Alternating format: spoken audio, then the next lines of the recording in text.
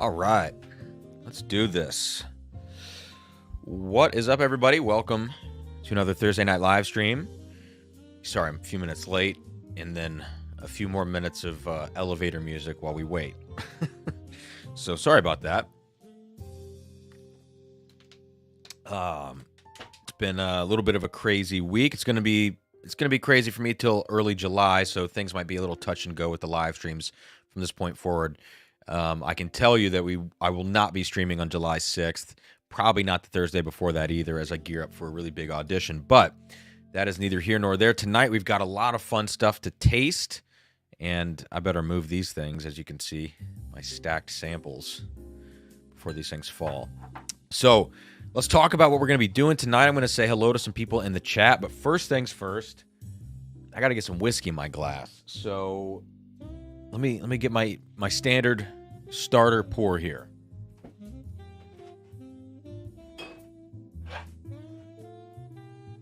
Little Eagle Rare store pick to kick things off. Let me know what's in your glass if you are hanging out tonight in the live chat. As you come in, please hit that like button. We'll talk giveaway in just a second. It's not a big giveaway, you know, I do my best to give out good sample packs, but tonight we're going to just do some sample pack giveaways. Some of my, favorite pours I've got in the house, like good stuff, and then also some good recent pickups. So we can talk about that more specifically in just a second. But please, as you jump in here, say hello. Let me know what you're sipping on, and hit that like button. Giveaway entry for a sample pack of great pours. 2 winners. Boom. There we go. All right, Jeb, trying to make dinner. How are you already on, sir? Well, Jeb, normally I go on at 8, but the last month or so, they were all really late streams, or maybe 6 weeks. All right, we got Travis in here. What's up, Travis? Headed to Louisville midweek, hoping to find some of these. Not the Weller. Yeah, definitely not the Weller. We'll talk about that because, all of the press, like the press release dropped. There was an exclusive tasting for certain people that went in and tasted this thing. People that have like blogs and websites. I don't know who all was invited to this, in the industry. But there was a tasting that was hosted by Buffalo Trace of the Daniel Weller product. And I kind of read through I skimmed some of these articles that were written. Definitely, definitely not hunting that one. But yeah, maybe some of these other ones. We'll see what they're like. And I'll talk about how I'm going to taste things on the second half of tonight's stream.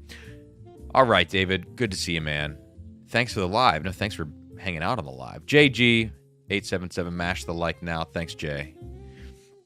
Mike Brock, cheers. Been one of those weeks. Need a slap in the face. Third pour of Elijah Craig A123. That's not a bad way to kick things off for a rough week, man. Cheers to that.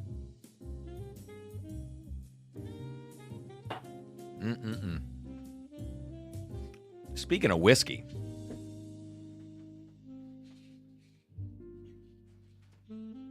it wouldn't be a live stream without popping a couple of Pepsid, Off-brand, of course. Let's keep the heartburn away tonight. Yeah, Jay, running a little late. Tuna my triangle. You know how these things go. Jeff Perkins, cheers. All look like Cam has some good pours lined up tonight. I think I do. Yes, some of these I haven't tasted before, so we will see. Sandeep says, hi, Cam, and everybody in chat. Hello, hello. We got Jason in here. Norseman's Only Drams. Got Johnny Dram enjoying some Elijah Craig single barrel store pick. Nice. I hope it's a good one. Or just even a moderately good one. I just hope it's not one of those bad ones, because there are a lot of those. Planet Whiskey is drinking some Penelope Rio. How do you like that stuff? That is one that I don't expect to be able to get a bottle of. And the secondary price is hilarious. People are moving those things for $300. And it's, no offense to Penelope, but it's Penelope. This isn't bourbon that's going to reinvent the wheel. It's just honey and amberana finish. So, anyways. David Smith, cheers, Cam. Cheers to you. Alec Kenny, standard Eagle Rare for me. Fantastic pour. Yeah, it's the starter pour for me. Crazy Blue Lemur says audition. No, I'm a percussionist, so it's kind of an interesting story. I won't get into it too much here, but I have a big audition on July 7. And it's a very important one. Let's just put it that way. What's up, Matt Porter? Kamsky. I'll take that. Jeb, bottle killing batch 2 Jack Daniel's 10 while watching paint dry. Steaks in the sous vide.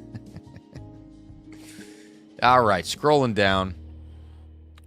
So I'm going to track Super Chats tonight. We'll talk about that here in just a sec. About the giveaway, of course. But let me make sure I get some of these things in here. And now we're going to get to David L. David L. is the star of the show tonight. So David sent me some pours. And David, I apologize for not hitting you back on that the last email you sent. David sent me 6 blind pours. I'm going to... My impression of what I'll do tonight, because I don't have Sarah here to set me up with a note card so I can show you guys what those are going to be along the way, I'm going to quickly go through them, give some first impressions, and try to align them to what, basically play match game, to what they could be. Because I know what the 6 are, I just don't know which one is which. So I'll give first thoughts so that you're not sitting through watching me like deep dive into 6 whiskeys with nobody knowing who they are. That's not going to be fun for anyone.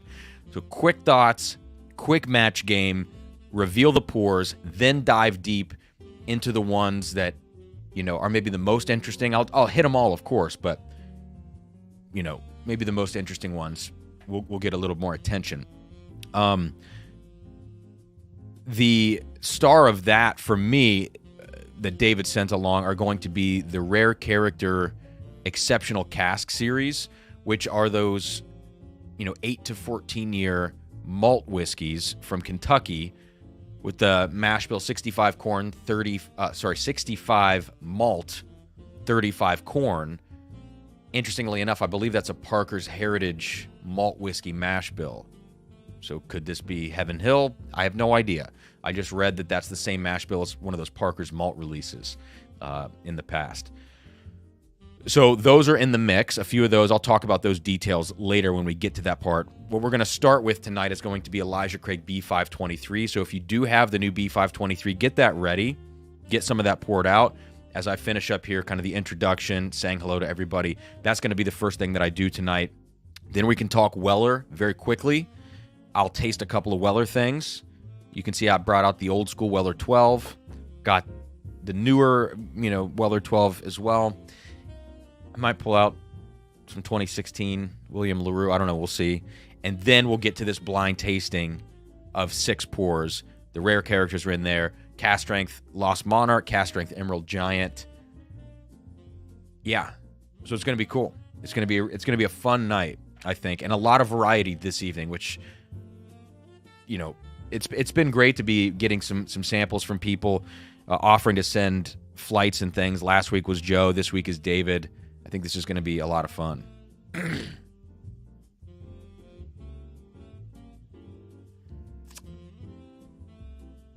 Planet Whiskey says the Penelope Rio can be a bit much. Big cinnamon. The cinnamon makes sense with the Amberana finish. John had the B523 in a pour of the single barrel proof rye. Nice. I have not seen that one pop up around here. So David, I got you in for one on the Super Chats. I appreciate it, man. And I see one coming in here from Austin Erickson. Cheers. Playing some guitar, sipping on Yellowstone Store Pick. You know, I've never had a Yellowstone Store Pick before, and I know they come in various proofs. I kind of just steer clear of those things because what I've had from Yellowstone I've not been a big fan of, but people have told me that some of those, like, are they 115 proof, the red label, that some of those picks are really good. But thank you, Austin. I'll get you in here for 2. As a reminder, guys, if you want to get in on some Super Chats, you can always Venmo, PayPal if you don't want to give YouTube their cut. You want to help the channel out a little bit more. Toshi, I see I got you in here for 5, man. Thank you so much. I appreciate that, Toshi, with the $25 direct Super Chat. Yeah, so tonight's giveaway, 2 sample packs. There's going to be 2 winners this evening. I'll run the randomizer at the end for just some bottles I've been enjoying recently. I've got a 15-and-a-half-year-old Knob Creek pick that I've been loving. That's going to be in the mix. B523 will be in the mix. What else? Peerless High Rye, another recent pickup that I love. And then I'll dig into some of the older stuff, maybe a Dusty Elijah Craig batch, or, you know, I'll make it definitely worth your while, but don't feel like you have to super chat tonight. You know, no big bottle giveaway or anything like that. But sometimes the sample packs are, you know, sometimes there's some good stuff in there. It just depends on what I have open and everything else.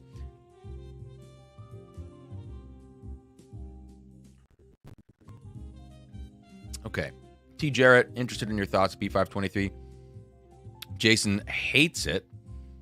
And Darrell really enjoyed it. Okay. I've steered clear of most reviews. I read the Breaking Bourbon review, and that was it. So that's been a while as well. So let's get into it, guys. Little B523.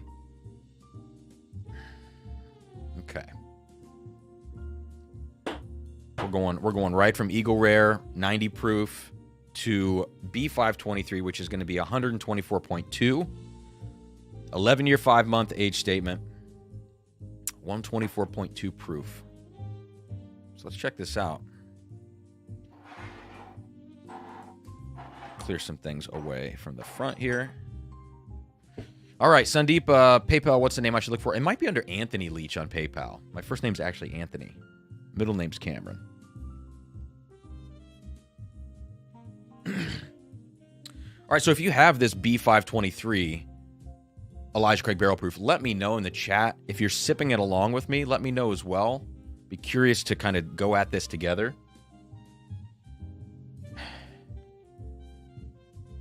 First thing I'm getting on the nose, unfortunately, is a huge ethanol punch.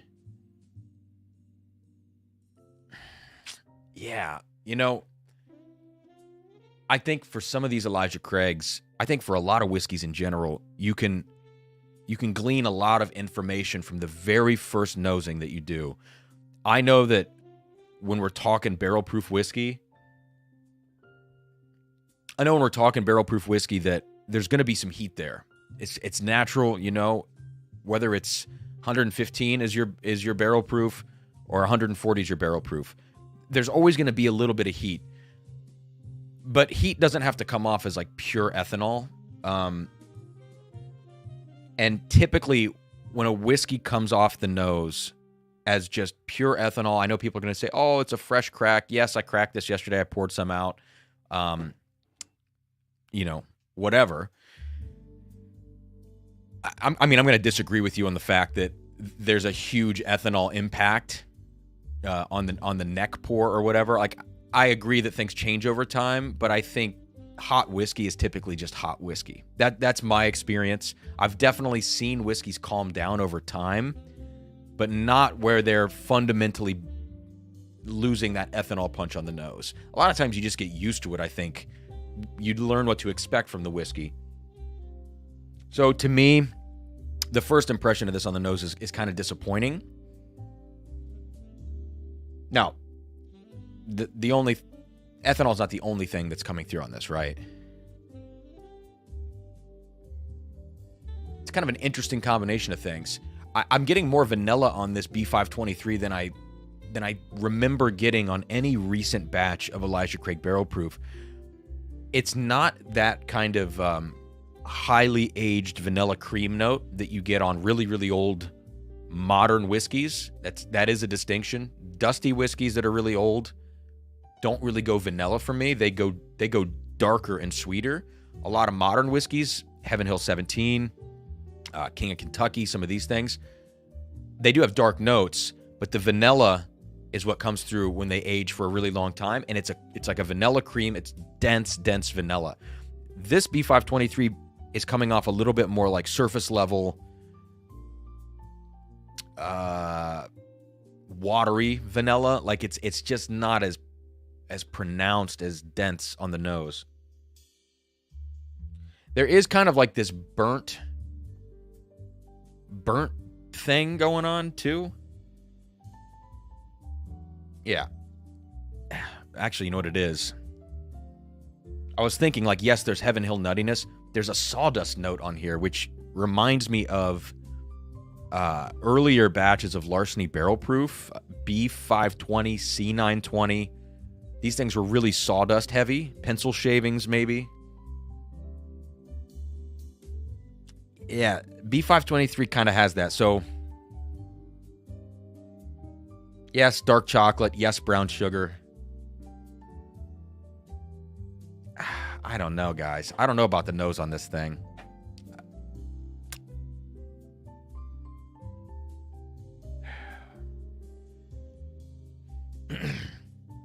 All right, I see some Venmo super chats coming through. I'll get to those in a second, but I do want to taste this.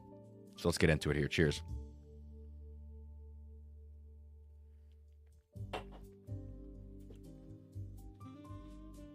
That's hot. That's a hot whiskey.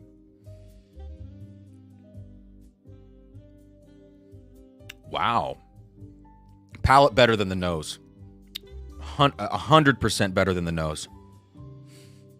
I actually like this whiskey on the palate.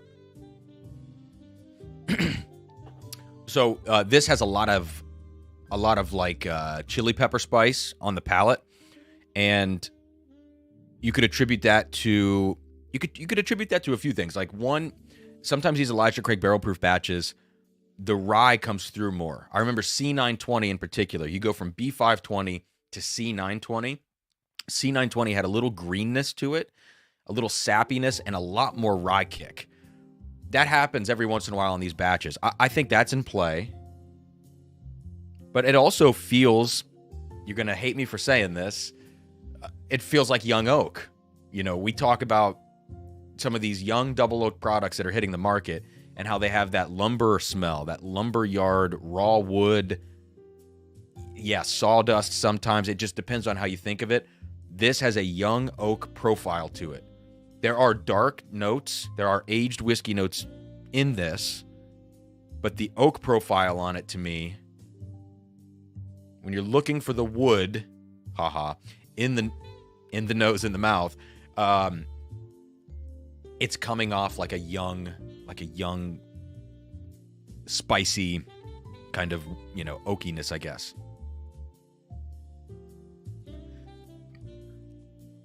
Sandeep, it's Cameron at cleachmusic.com. Should be in the description of this. Should be in the description of the video. Cameron at cleachmusic.com. It's my other email.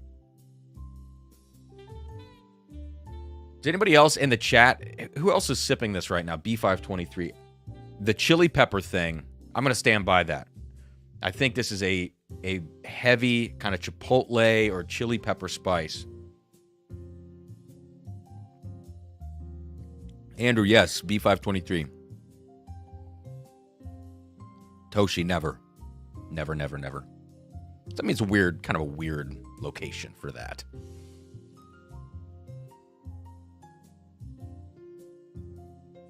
All right, let's go back here. We got JG in for one. Thank you, Jay. Let's see if my luck continues. I know, man. You got what did you win last week? Oh, the Hard Truth bottle. The Hard Truth Rye. I hope you enjoy that. I know it's a little different, but I think Buffalo Trace lovers in particular are going to really dig that stuff. Thanks, man. And Wandering Magoo, good luck on your July audition. Thank you.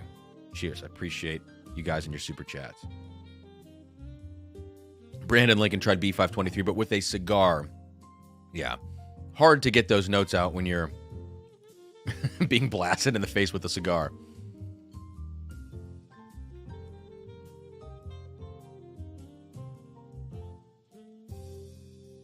Yeah. So Jeb says the reviews on B523 are all over the place. I shall refrain from seeking. Jeb, I think that's a good call, man.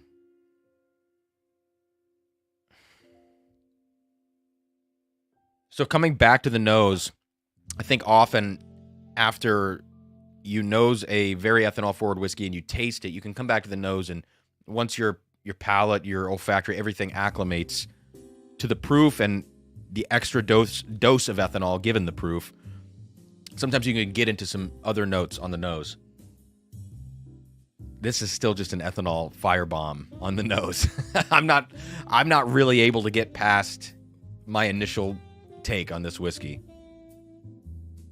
One thing that is interesting is there's kind of this dark fruit thing in here, but it's not like any other dark fruit on a batch that I can remember. A lot of times with Elijah Craig barrel proof, you get these kind of Luxardo black cherry. It's in that realm of what fruitiness and the style of fruit that you're thinking of. It's not candied. It's not big candied fruit. This almost has a little of this like sweet, almost candied dark fruit thing that's giving me a little Buffalo Trace feeling. So that's different, I think. Yeah. Weird.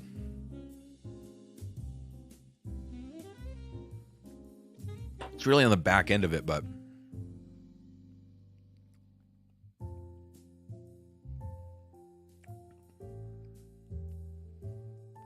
the thing about the palate on this is that it goes on for quite a while. And whenever you have like a chili pepper spice in a whiskey, I find that note, normally it means that it's going to be a good drinking experience front to back. Yes, it's going to be intense. It's going to smack you in the face. But I think when you have that chili pepper spice, the development is pretty steady. There's not like a big peak or a big fall off at the end. And in fact, the finish on B523 is amazing. It's a great finish. Combination of kind of like old wet leather with that intense spice burning in the back of the throat. So I like that. It's a little bitter on the back end, but I think it's kind of a nice bitterness that wakes you up. It's not unpleasant. So to me, this whiskey gets better throughout the process. Nosing it, no. Drinking it, you're like, okay. And then you get to the finish and it's like, there we go. So if you're into that kind of a thing, if you want something that's going to, singe off a couple of taste buds in the process, what put some hair on your chest, like whatever you want to say. This is an intense whiskey for sure. I wouldn't be seeking out a backup of this. And frankly, given the state of the whiskey market right now, with younger whiskey, higher prices, a glut of just new stuff hitting shelves every day, I would just pass this bottle up. Plain and simple. I wouldn't be looking for this. So this is just not my style. I think you're kind of in the realm of some of the private barrels with this. You might even do better with the private barrels, even some of the mediocre ones. I just don't see it with this whiskey. It is going to go in tonight's giveaway sample pack, especially, if you don't have a bottle of this, you haven't tasted it yet, it'll be a good thing for you to check out. See if you like it. Clearly, some people like this whiskey, and I think it will appeal to a certain kind of whiskey drinker. For me, it's just not quite doing it for me. So, T. Jarrett says, B523 is not for everyone, and it does drink hot. I do enjoy it, though. I want to be a little harsher on this, but one thing I'm trying to do is like put things in context and get out of my own head and put myself in other people's shoes who might be purchasing these things, other people's palates, preferences. So I think this is for someone. I would tell you if I thought plain and simple nobody should buy it. I don't think that's the case here, but if you're looking for, let's say, a balanced whiskey, if you're looking for something that's pretty consistent nose to palate to finish, this is not that whiskey, I don't think.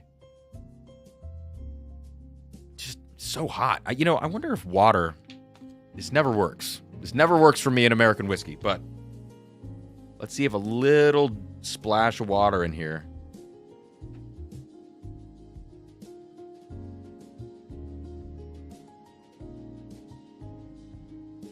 See if that can get things under control.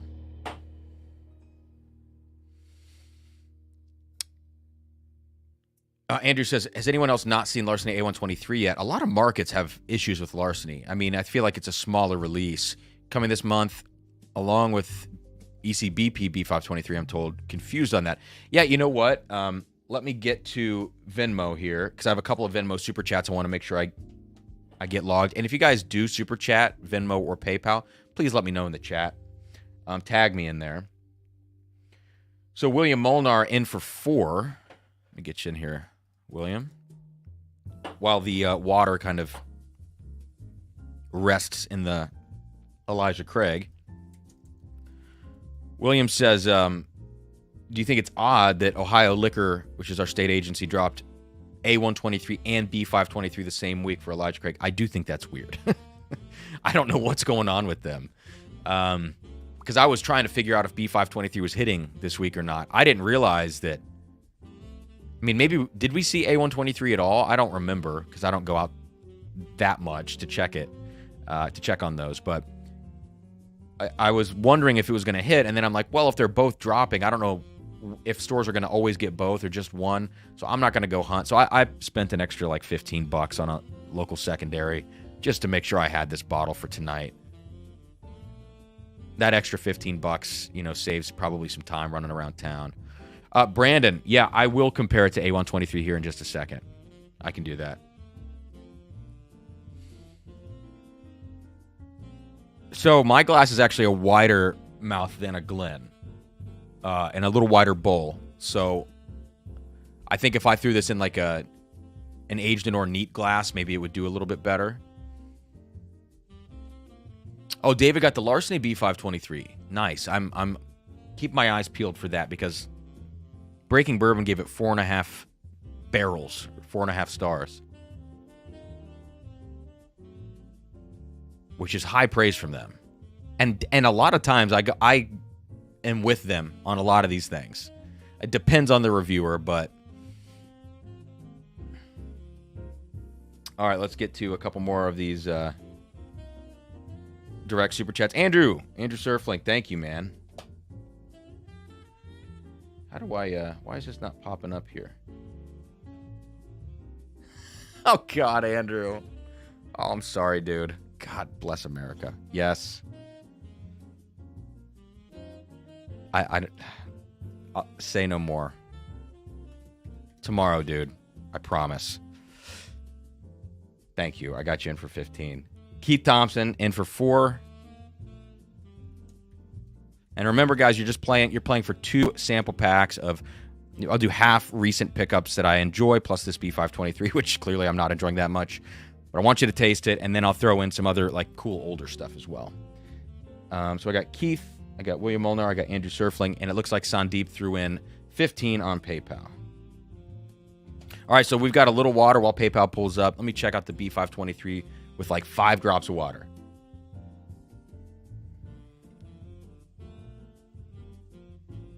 That's actually better. There's a sour fruit note to it now. Never in a million years would I have expected that.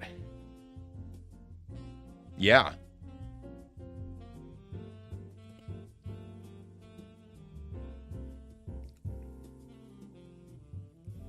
Yeah. Try that. If you have B523, all hope is not lost. You get a tangy fruit note on the nose with less ethanol, thankfully. The chili pepper spice is still there on the palate. Not as prevalent once you start moving into the finish. It does fall away. The water's going to do that.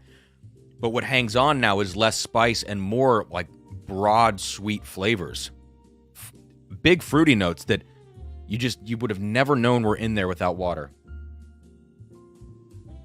And just kind of a thick caramel in there too, as opposed to the more burnt dark chocolate things I was talking about, that leather note. Water. I think bring this thing down 10, 15 proof points, drink it at a lower proof. That's where this is at. Yeah. Wow.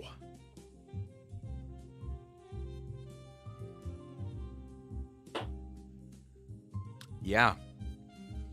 It's still not like lights out A+ whiskey, but it's much better. Quick comparison now to A123. I think I may have pulled C922. I'm not going to do that. There's too much whiskey tonight. I'm going to try to be somewhat more responsible tonight with my consumption. Last week kind of got away from me.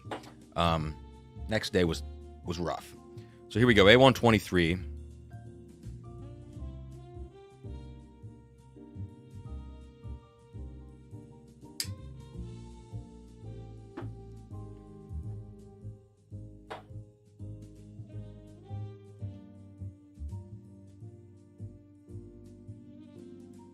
Oh, Sandeep. I got you, man. In for 15.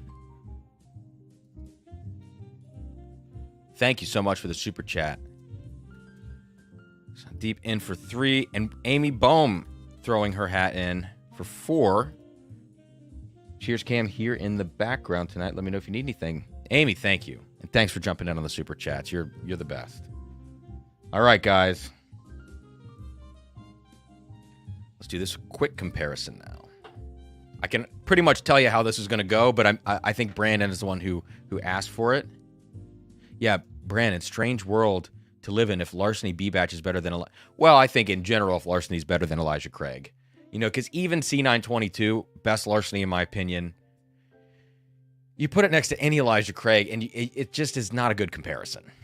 Like the C922, in my mind, has to be the starting pour of the evening, or like the first high proof pour of the evening. You could go from something lower proof and maybe older to C922 Larceny, but you can't go from Elijah Craig barrel proof to Larceny C922 or any of them, I think.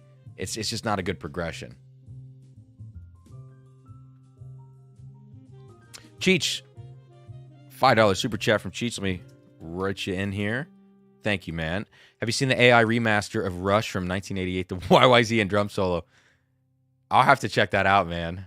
Obviously, I can't watch it now, but I'll have to check that out. Jeb didn't sign up for Responsible Cam. Well, you know, I can't lose my half of my Fridays to recovery. David Smith, cheers. Thank you, David. In for 2, I got you, man. Appreciate the super chat. Okay. Real quick.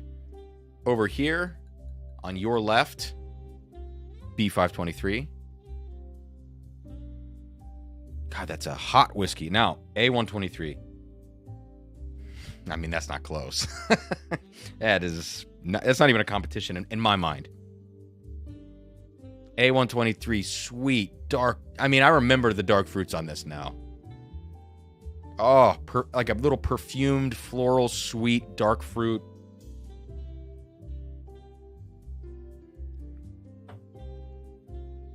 Balanced, much more balanced. Just solid modern whiskey. So in my mind, there's like modern whiskey, which is the last like 3 to 4 years. There's something that happened to 10 years before that, 5 to 10 before that, and then there's Dusty's, you know? When I say great modern whiskey, I'm not comparing that to 1980s. I'm comparing that to 2015. Okay? Cuz there's a sharp drop off even later than that, like 2019. There's a sharp drop off in a lot of whiskey from 2019 to 2023. So modern is like back to 19 or 20. 10 years before that is some sort of intermediate zone, which was great whiskey. Then before that was like the epic whiskey, starting from the early 2000s back to the 60s, you know. Obviously, there are progressions there. But when I say a good modern whiskey, what I'm trying to say is I really, really like it. But again, if you put A123 up to like some older batches, it's still not going to hold up in my opinion. But next to this B523, yeah, it's not close. So, that's that.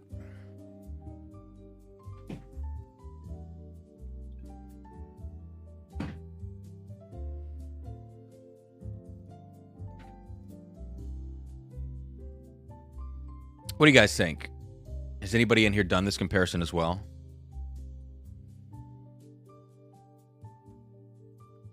Greg McDonald says, put some water in it, Ralphie. You'll probably get a marzipan, though. I love Ralphie, though. Ralphie is the OG whiskey tuber, you know? So, Tom, it's strange that they lowered the age and they didn't aim for something exceptional to hit back at the critics. I think you're right. My question is this. I actually don't know who's blending this stuff at Heaven Hill. And when you're talking about a mass release, like, yes, this is 3 times a year, but it's still a big release of Elijah Craig Barrel Proof every time that it comes out.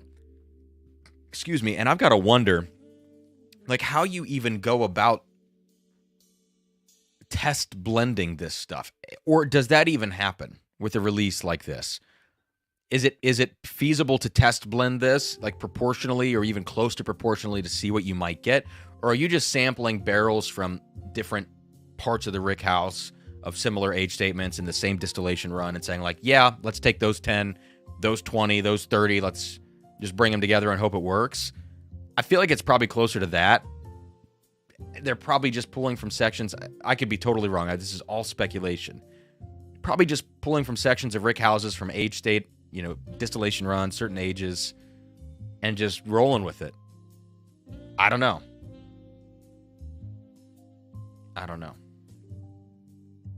Yeah, Rob, it was opened yesterday, but I kind of just disagree. I'm not taking this out on you, Rob. I just kind of disagree fundamentally with this notion of like a fresh crack in terms of ethanol. It's like, I just think if it's a hot whiskey, it's going to stay a hot whiskey. That doesn't mean some of the flavors underneath the heat aren't going to develop and sweeten up, but I think the heat stays most of the time. All right. Dustin, yep, A117 is the GOAT. C919, close, maybe tie. I mean, they're just very different batches. But A117, C919, those are the ones.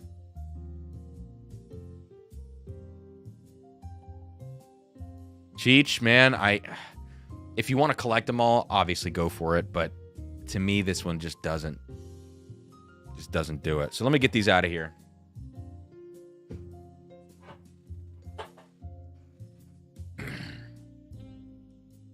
That A113, I'm going to keep that around. That just smells... Or A123.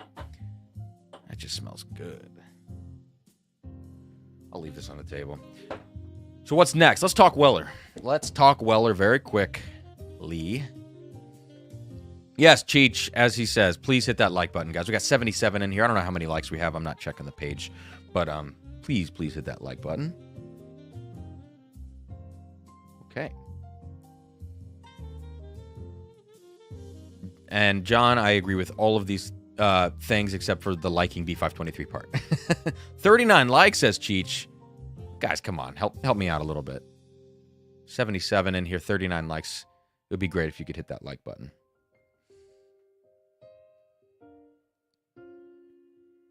And Cheech says here that the Rush AI video he linked a little bit ago looks like it was recorded in Ultra HD. There are some artifacts. UHD is Ultra HD, right, Cheech? But the AI did amazing things. Yeah, some of the stuff I'm seeing in Photoshop, the generative fill thing that's coming out, that is some crazy stuff, man. Wow. Paul P., thank you for this, man. This is good insight.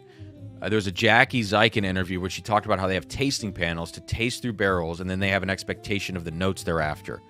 Maybe similar with Heaven Hill. Yeah, I just can't imagine that you could go out, know what the yield of all of these barrels are, which, if you think about a release like Elijah Craig Barrel Proof, there's a lot of barrels going into these. Know the yield, and then proportionally blend from those barrels to find out what the blend's actually going to be like. I don't think there's any way that's possible. So how many layers removed do we get from that level of exactitude? I don't know. Probably quite a few.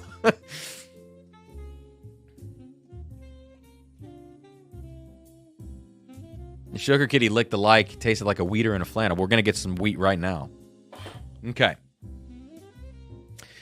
I just wanted to talk about this quickly. And I'm going to taste some Weller while I do it. Hang on.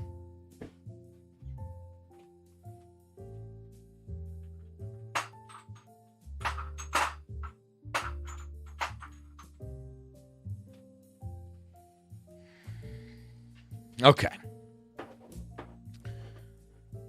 I pulled this just in case. William LaRue 2016. I think this is from Toshi. Toshi, you're the man. Here's what I'm going to pour out first. A little bit of regular old Weller 12. Just a smidge. All right. We'll move that to this side. Next to it, I'll put the Weller 12 from 2013, 6 years prior. Okay. Great bottle.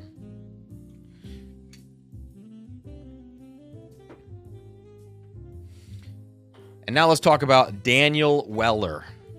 Okay, so let me share this screen. We'll go to the bottom here. Let me pull this up, guys.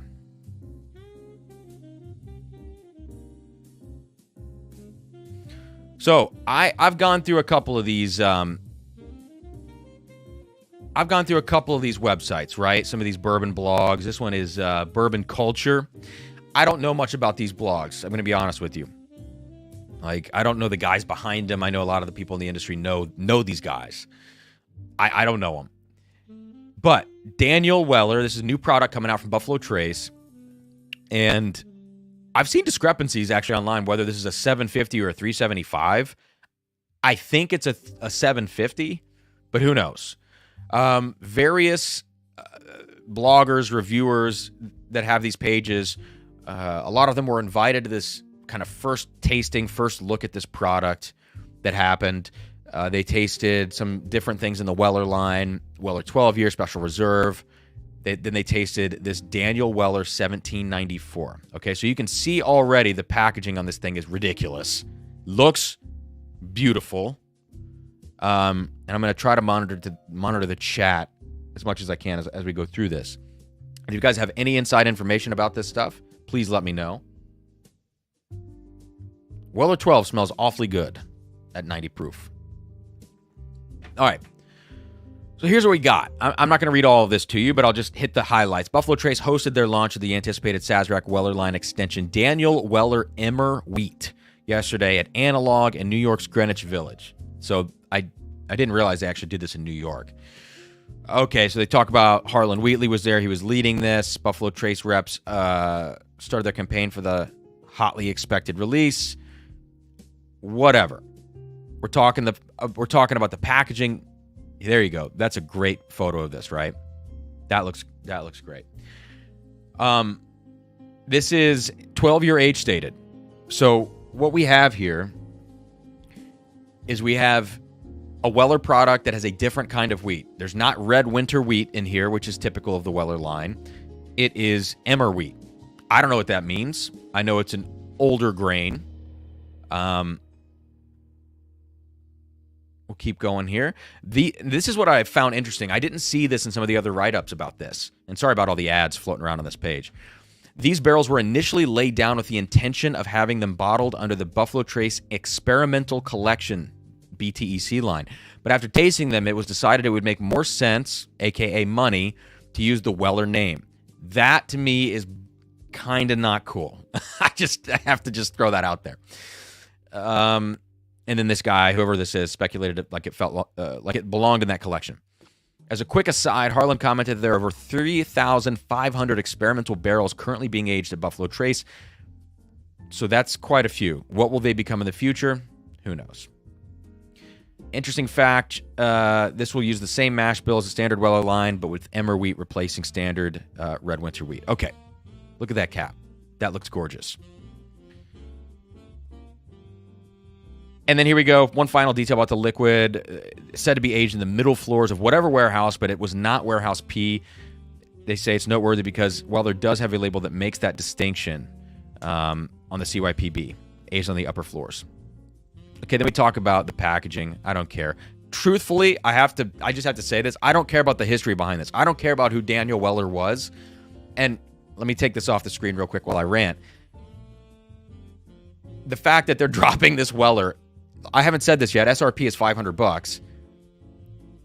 Let's say it's a $750. I think it is. $500, the highest SRP in the Weller line by 5x. All right, it's 5x's William LaRue Weller now. It's 94 proof. It's a 12-year age stated. Great. It was supposed to go in the experimental collection. And we still can't find Weller, anywhere. And look, the distillery extensions at Buffalo Trace or expansions, those, we're not going to see the results of those for many years to come, especially when we're talking about older wheated bourbon.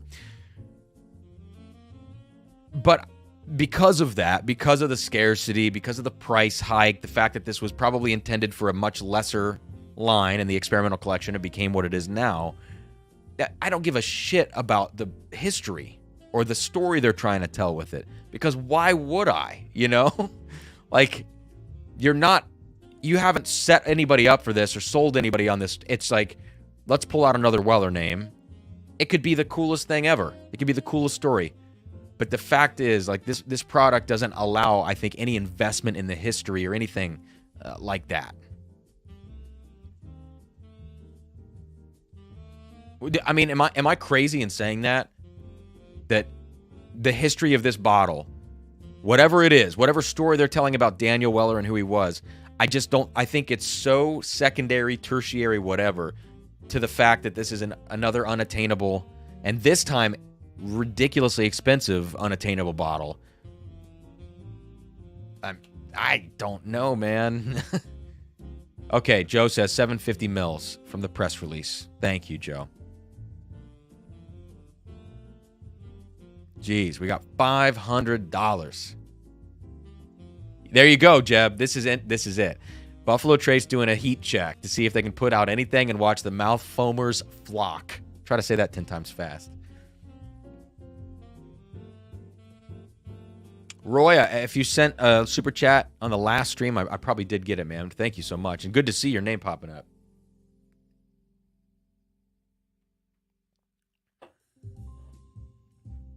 All right. I'm going to scroll down. Brandon. Hey, man, that guy canoed down some river way back in the day. Important.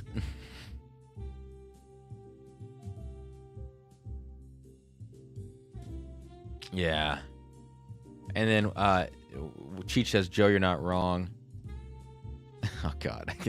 Okay, I can't put that up there. All right, so let me go back to this now. Let's go back to this article. Talking about the packaging, how much is going to set you back. This article was written, so the press release came out yesterday. So, okay, this was written right before it. Didn't know the retail yet, but he says he expects 400. It's 500, so good guess. Look at this. Some will say that's too low. I don't think anybody's going to say that. That's a pretty insane thing to say.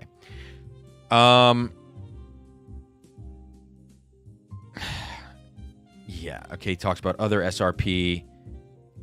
Talking about other SRP, he predicts that initial valuations on secondary are going to be in the 2,000 range. I don't care about the guess. Is this a one-time release? Initial signs point to this being an annual release. Great. Who cares? Furthermore, it looks like this could be a jumping-off point for a whole new line of wheated Weller products. Alternatively, maybe this will become what the E.H. Taylor line does with releasing a new expression every year. Maybe we'll see different types of wheat being used, or maybe even different proofs and ages. Okay, it's all conjecture.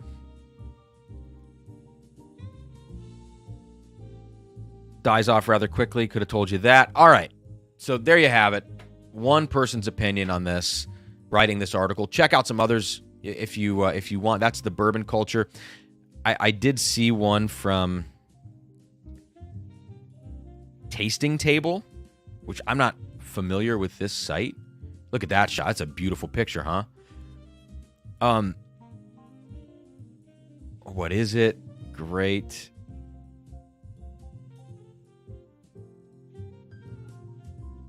Here you go. This is something that was not mentioned in the last article. Although, to be fair, there are two other factors at play. The first is that Daniel Weller has aged for almost 12... it is 12 years. Putting it closer to Weller 12. Here, the second is that this batch was distilled in the E.H. Taylor Jr. Micro Still, a combination pot and column still of Wheatley's own design intended for small batch experiments. So, for what that's worth...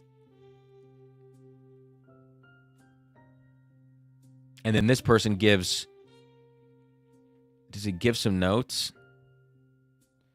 Put your nose into a glass of Special Reserve and then into Daniel Weller. I don't know if I want to put it into Daniel Weller.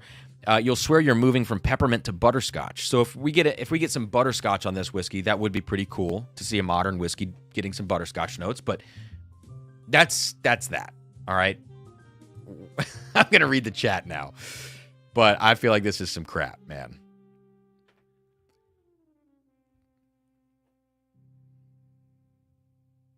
Because look, Weller 12, 90 proof Weller 12, not 94 like the Daniel Weller. 90 proof Weller 12 is great whiskey. You should not pay $250 for this on secondary. But, you know, 70, 80 bucks, up to 100, I'm probably buying a Weller 12.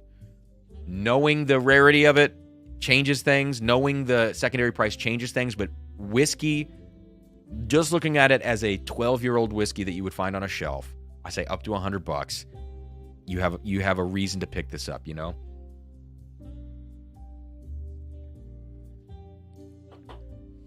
Now, when they talk about butterscotch on the new Daniel Weller, my mind went to the older Weller 12s, which have that funky butterscotch note to them. And if it is anything like this, that would be interesting. It would be very cool to see in a modern whiskey. This is 2013, so this was distilled at the absolute earliest in 2001. So, where was I going with that? Oh, secondary price of an old school Weller 12 like this is around $375, $400. That's still, yeah, it's 4 proof points lower, and it doesn't have emmer wheat. It's still $100 to $125 under the SRP, let alone the secondary price, which is going to be in the low to mid 4 figures, I would imagine, of the new Daniel Weller. And you could pick one of these up, and I would be shocked if the Daniel Weller tastes better than this. I would be shocked. Seriously.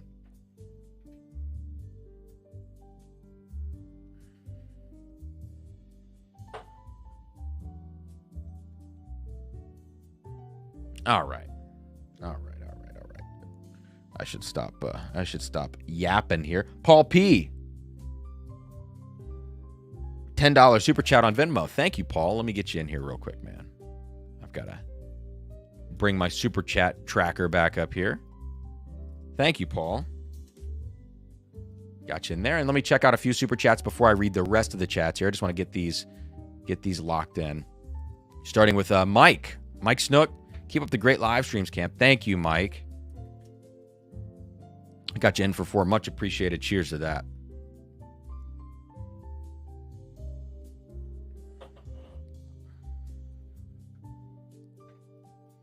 And Roy, screw Buffalo Trace. Roy saying what we all are thinking right now. Thanks, Roy. John, I love this, man. I look forward to absolutely never, ever, ever owning this bottle, or probably even seeing one in real life. Same. Join the club. Let's start a club. Andrew says, I'd rather buy Weller 12 on secondary for $300. Please don't. I wouldn't do that either. Good. But would if I had to choose between the two. Oh, yeah. I think the first bottles of this Daniel Weller are going to be hilariously overpriced. Joe, let's be real. Boss Hog sells out every year for $500. It does sit, though. It might sell out over time, but it does sit for a while, I think.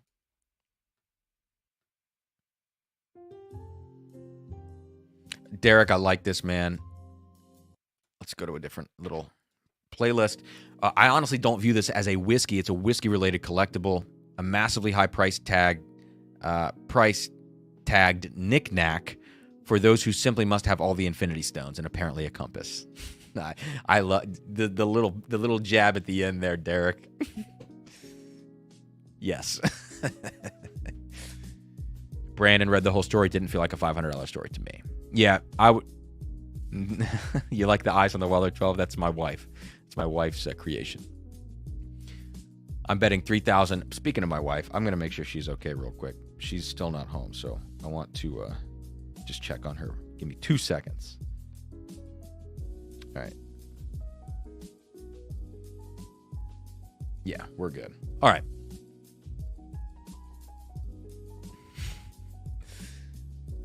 Sweet. So yeah, look, if the Emmer Wheat Weller is anything like this old school Weller 12, It's going to have that butterscotch note. The sweet burnt orange, if that makes sense. Yeah. Kind of like this, a little bit of this clove thing. And that kind of juicy fruit gum sweetness to it as well.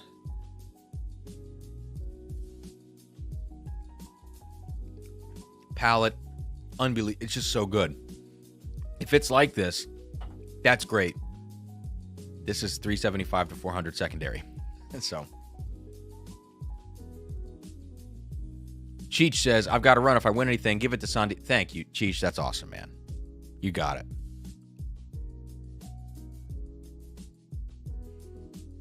Cool.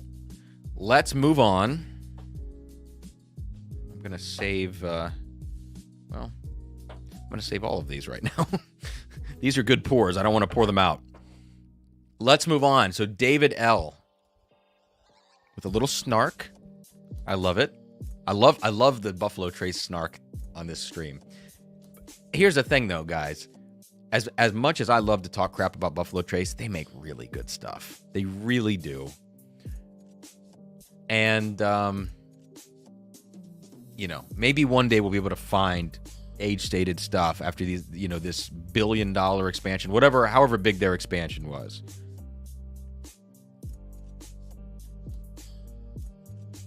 Who's jumping in here on Venmo? William Molnar, dude, another 6 entries. Thank you, dude. Gosh. All right. William, thank you. Seriously. He says, think if they use those 3,500 barrels to put things on the shelf. Yeah, 3,500 barrels. Let's say that the average yield, let's lowball the crap out of it, 120 bottles. But actually, no. Let's go 150, which is still super lowballing it. Let's say 150 bottles out of each of those barrels. It's 500,000 bottles, and that's if it's cask strength. You know, that's no water. 500,000. They could. I mean, that's a lot of bottles. Let's be real. 500,000 divided by 50 states, you're gonna get 10,000 extra bottles per state. Let's divide it by 12. So cases per state, 875. That's a few cases per store. I mean, that's.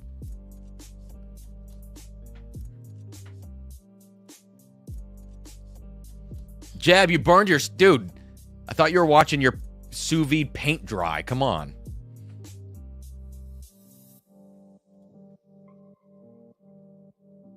Thank you, William Molnar. I always say your last name, dude. I don't know why I do that.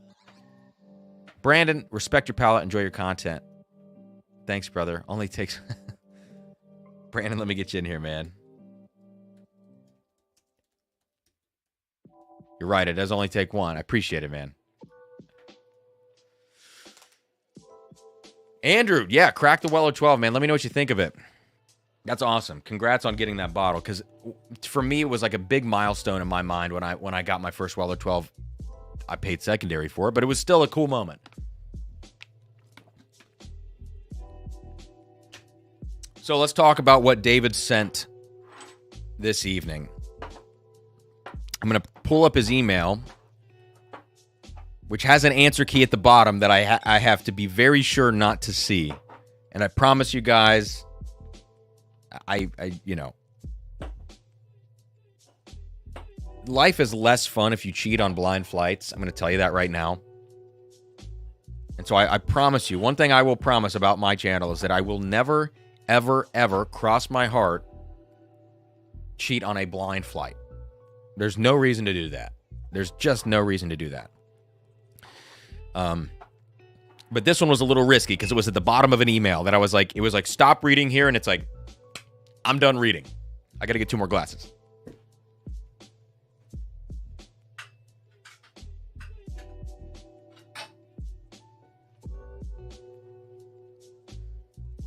Also, I know I'm wearing a flannel, but my house is freezing right now, which is great in the summertime. Probably not great for the Bills.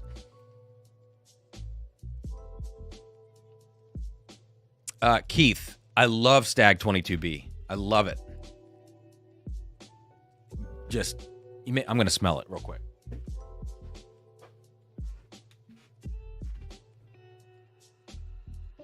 So for me, I liked batch 18, and this was technically batch 19, even though this is called 22B.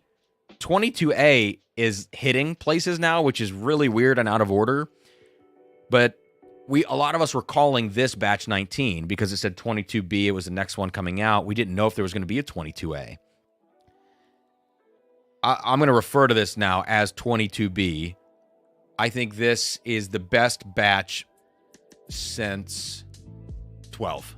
I think, some people are going to like 16 more, which was really, really grapey. Not a lot of heat, not a lot of spice to it. Just kind of an easy drinking Stag Junior. And some people I think are going to like 13, pretty intense, kind of bitter. I just felt like this was a great one, and I put this next to 18, which I liked, and it made 18 taste really bad.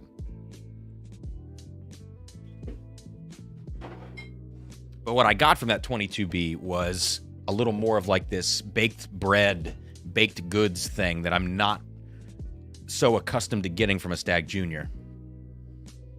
So Keith, I'm a big fan, man. I say crack that thing open. Whoa, Clay.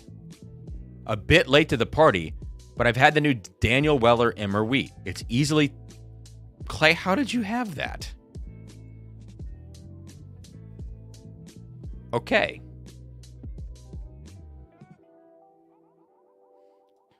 Ernest Romanowski says, came in late but thoroughly enjoyed the A123. Have 3 backups. Yeah, good call. If you can't get 3 backups of like A117 and C919, and you're going to get something modern, A123 is, or C922. Those are, they're both fantastic. I think you're right to pass on the B batch. Clay, that's interesting, man. You'll have to, if you don't want to say it publicly.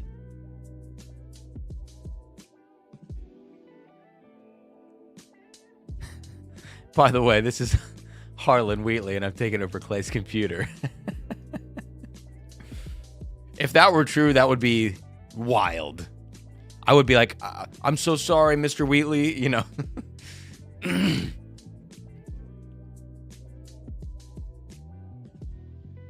That's fine. Yeah, Joe, 22A on secondary right now. It's weird.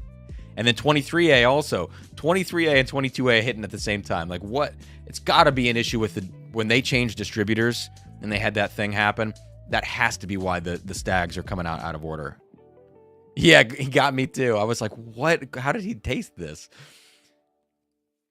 Okay. So let me pull this up very quickly. David L in the chat. Guys, everybody thank David L for me and for all of, for this live stream. Basically, this is the back half of this is all David.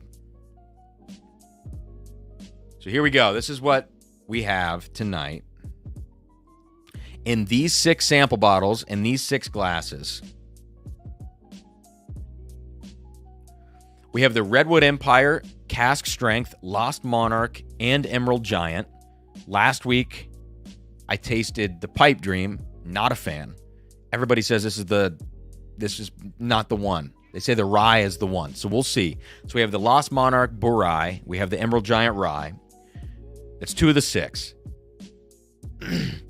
Then we have some cool stuff. Rare Character Exceptional Cask, 14-year malt whiskey. This is barrel 54, Liquor Junction. Okay.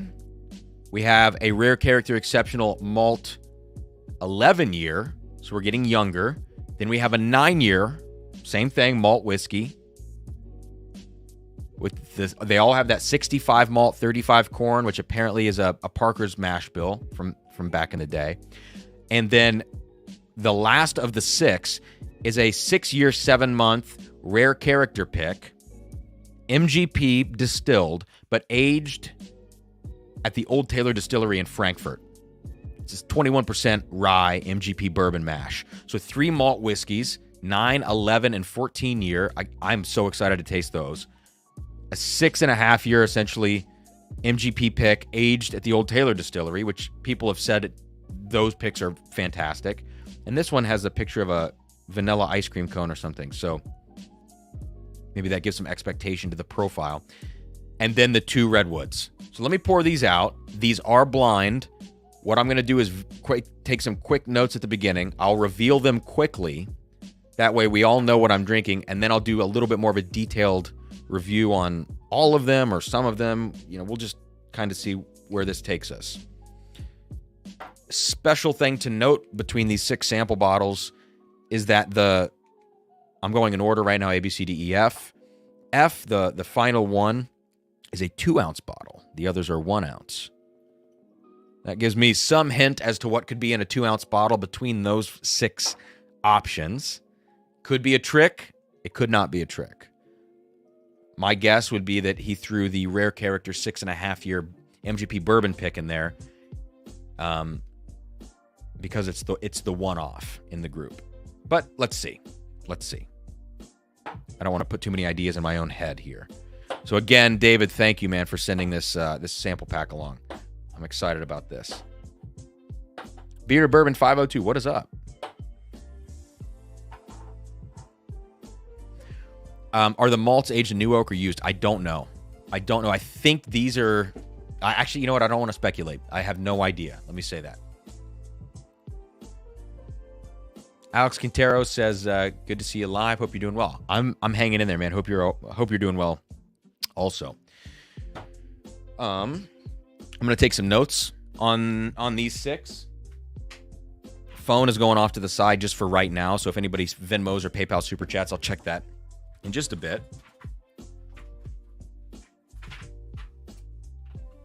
I haven't used page 1 of this little tasting journal. I skipped page 1, I guess. So let's do this. A, B, C, D, E, F. And what is today, the 8th? Let's check it out.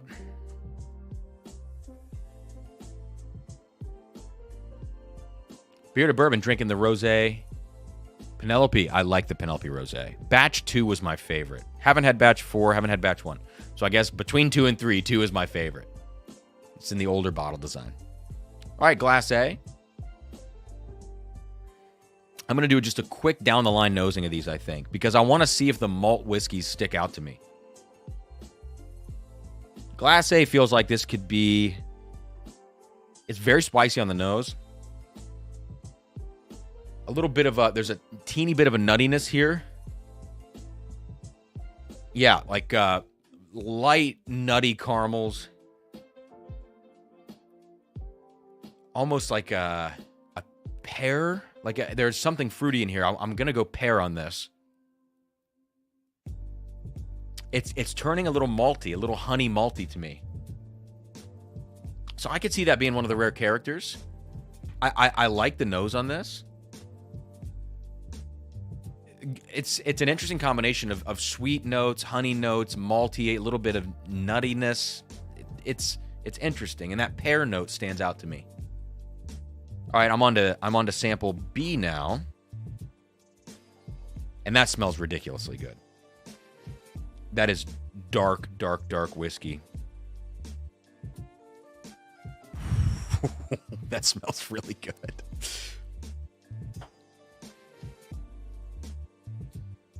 Oh, Toshi. Just got hand-delivered a Jack Daniel's Single Barrel Proof Rye, the new one, I would imagine. Going to open compared to the 2020 LE. Nothing in my mind is going to beat that 2020 LE, but tell me if they come close. I mean, they are single barrels after all. All right, Glass C. Again, just quick nose. Glass C, definitely a malty nose on this. That smells like younger. Definitely a malt whiskey on this. Kind of watery honey, watery caramel. Roy, I agree with you, man. The 2020 Jack LE Rye is so good. Little peppery note on here. So, Glass C coming off like a malt whiskey. Whoa! D has got this has to be the rye. And we will find out soon, I promise. I hate nosing and tasting things without you at least knowing what I'm smelling and tasting. This is crazy. This is floral, Alka-Seltzer, like ginger, bright rye spiciness, pine, very pine forward. Onto glass E.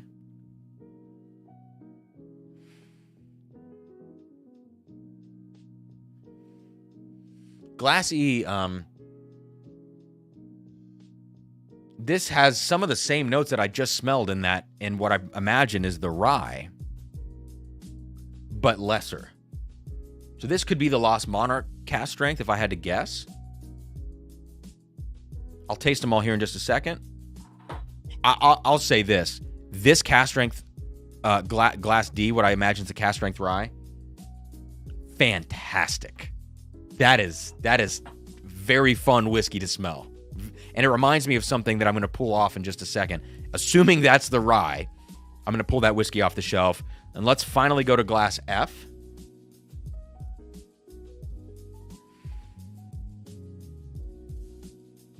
Man, glass F smells very, very good, but it smells kind of more classic than what I've smelled so far.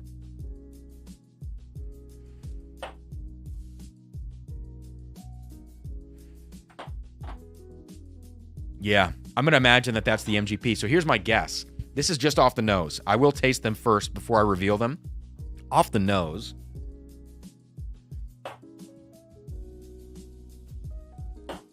I say A is the Rare Character 11. B is the Rare Character 14.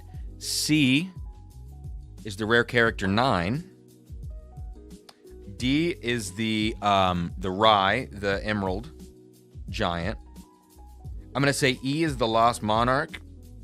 And I'm going to say F is the Rare Character 6-year, 7-month, aged in the old Taylor warehouse. Now let's taste these things. And I'm going to go in my order.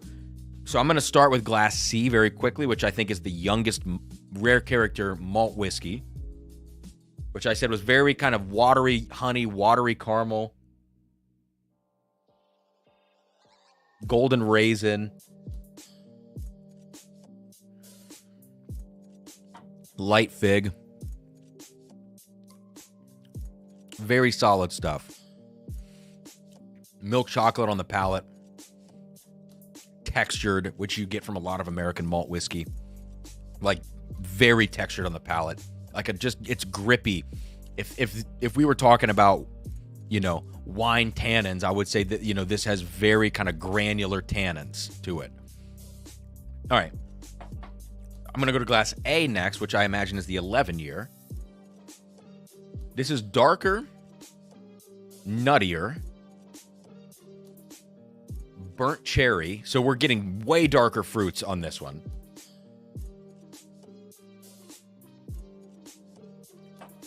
Tons of cinnamon. Incredibly different than what I just tasted. So that might not be a malt whiskey. I could be wrong on that. That is very good whiskey. I could take or leave glass C, the first one. Glass A, I think is very, very solid whiskey. Now let me go to glass B now, which I thought was probably the oldest malt. It smells kind of like Heaven Hill 17. It has that deep, rich vanilla note on here. Holy shit. I would bet everything on that being the 14-year. That is one of the best whiskeys I've tasted this year, if not the best. Oh my God. If that's not the 14-year, that would be amazing. Wow. It smells like King of Kentucky. It smells and tastes like King of Kentucky. Oh, and Heaven Hill 17. Wow. Okay, let me now move to glass F, which I thought was the just straight up bourbon.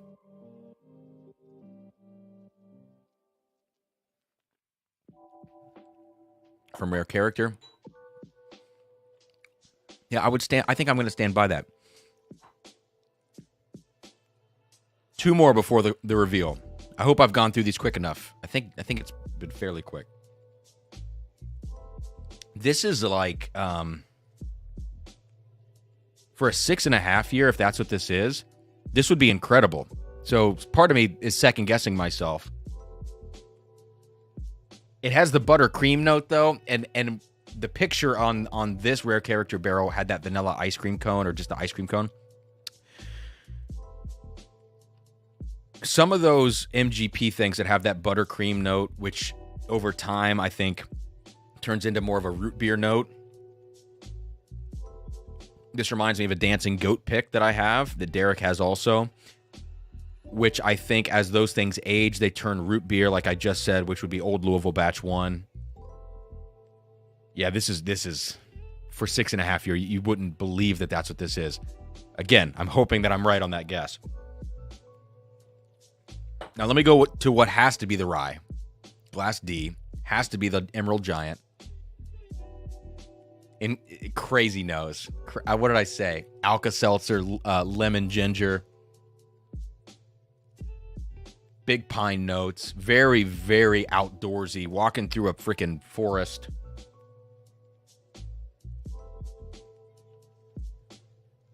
But young on the palate. Young corn notes on the palate. So nose better than palate on that for me. Reminds me a little bit of like a Willet rye. And last but not least, Glass E. I guess this was Lost Monarch. Got to taste it before I reveal it. Smells similar to D. That's why I said it. It smells like it's got that same rye in there, but a little bit more masked.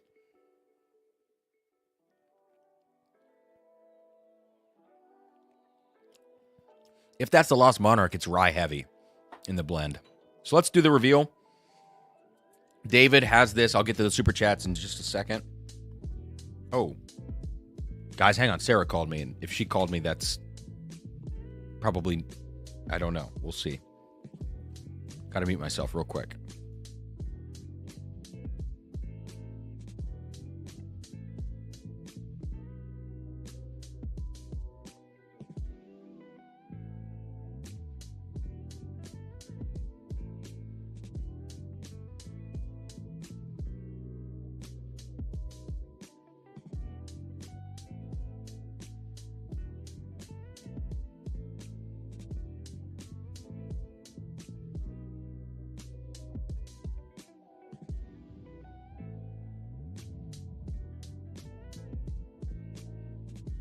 All right.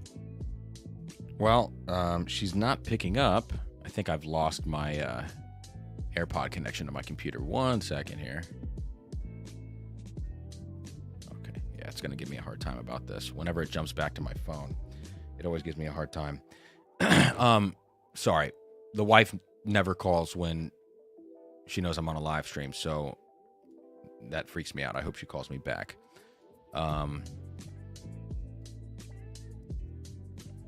Anyways.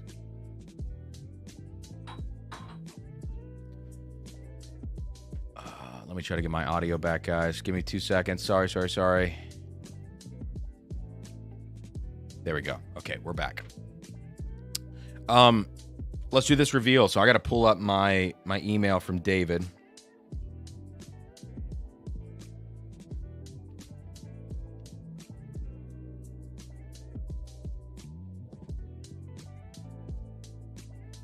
Here's the answer key.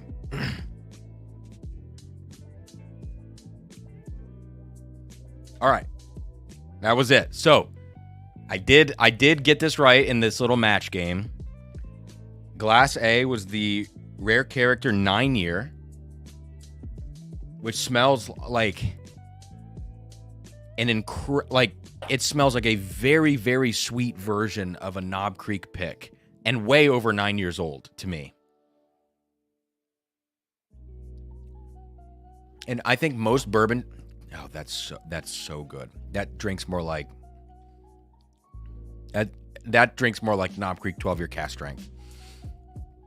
If a bourbon drinker had this in a blind, I don't think they would pick up that it's a malt whiskey. I really don't. That is incredible stuff, Glass A. Glass B was in fact the 14-year Rare Character Exceptional Cask. And I'm just going to say, this is the best whiskey I've tasted all year. And it's, I don't even think it's close. June 8th right now. I think this was barrel 54. That's the best whiskey I've tasted. I mean, wow.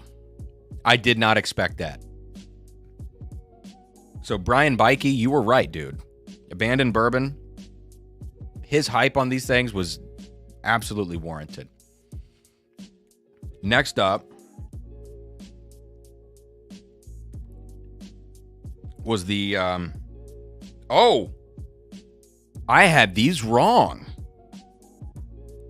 No, I mixed up the 11 and the 9 year. Wow. So, C, I thought was really young smelling, and I thought it was the 9. Apparently, that's the 11 year. Is there a difference in mash bill? I have to look this up now. That is crazy.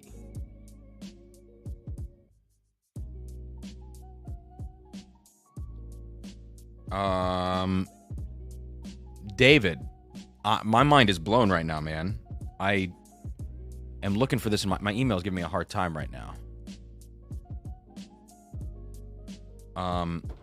Let me search it on my computer.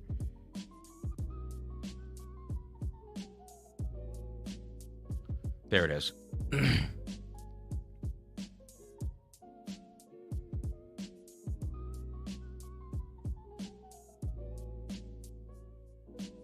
Wow, they are all the same mash bill. Although they're wildly different proofs. And I don't know if these are labeled cask strength or not. But the 11 year, which tastes extremely young, is much lower proof, 104. Whereas the 14, which is incredible, is 134. That's a huge difference. And then the 9 year is also 134. So what's with the proof difference? Is it just, like, if they threw water in it, then when I said watery on the nose and the palate, that makes sense to me. If that's cask strength, then what's the difference? Is it lower position in the rick house? Like, I cannot believe it. I think maybe they've just thrown water in that. It smells watered down to me. Although, what a shame, because the other two are so good at what has to be cask strength at 134.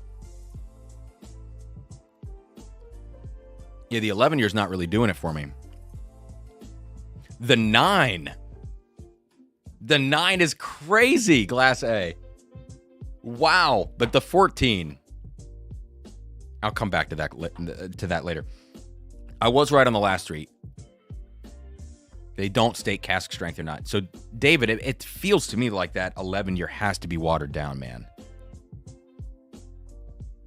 It just has that smell of like whiskey that has had water added to it. And I suppose, so David, let me know this as well. Are they all store picks, or are they just, no, some of these are just on the label. The 14 years, the Liquor Junction. The others do not have a store listed on the label. Right. So I think a store would push for a cask strength pick. I think if Rare Character barrels it, maybe they had a few that they threw water in just as an experiment, maybe. I can't see how this is cask strength. And the 14 year is, yeah, just the pick. Interesting. Roy, it is barrel 54. Exceptional cask series from Rare Character Malt Whiskey. Barrel 54. 08 distilled, 2022 bottled.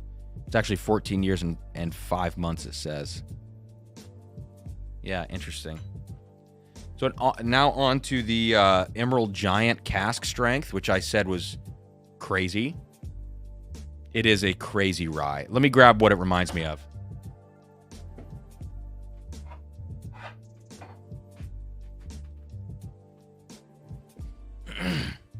Andrew, I cannot believe, man.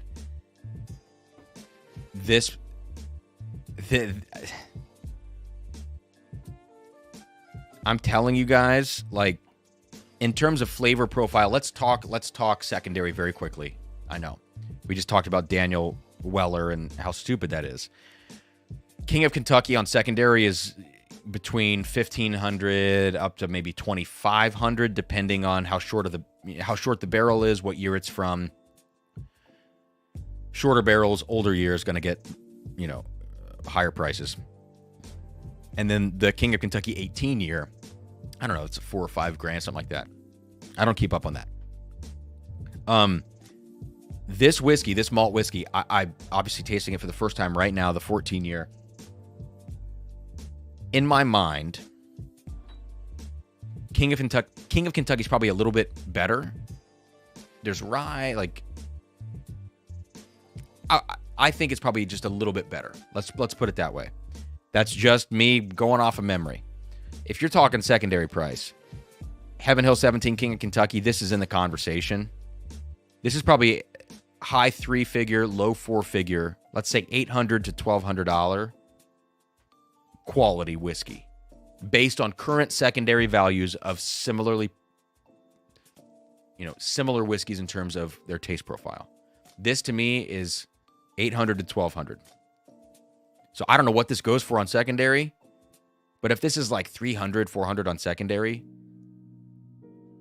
I mean, I'm not telling you what to do with your money, and I'm not saying that's cheap, but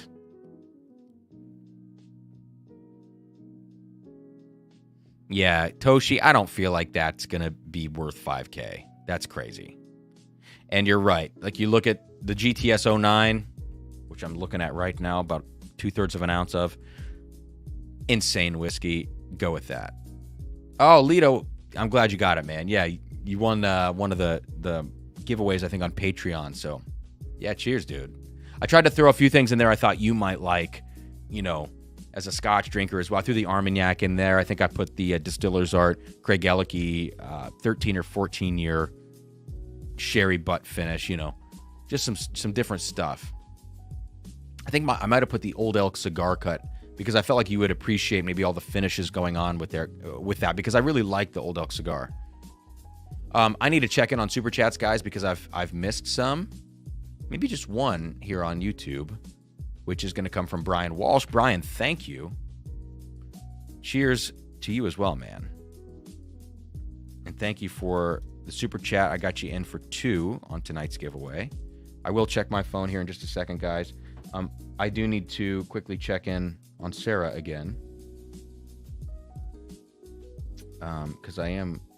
Okay, it looks like we share our locations with each other just in case anything would ever go wrong. And she's still on her way home. I called her and she didn't pick up. So when she gets home, I'm going to walk out of the room and just make sure she's okay, just so you guys know. Yeah, just worries me. William Molnar asks, would this be a whiskey of the year over Peerless High Rye? It's not even in the same category. Like, the Peerless High Rye is a great up to 10-year, it's not that old, but up to 10-year whiskey being produced this year. Peerless High Rye is amazing. It's great. Not a good value, but a good whiskey. Their Rare Character Exceptional Cask 14 is like all-time type whiskey. Like, if somebody tasted this whiskey and they've only been in bourbon for maybe 2 years and they're not drinking, every once in a while they get to sample a great bottle and they taste this, they're going to say, that's the best whiskey I've ever tasted. It's that good. And I feel like I'm not being hyperbolic about it.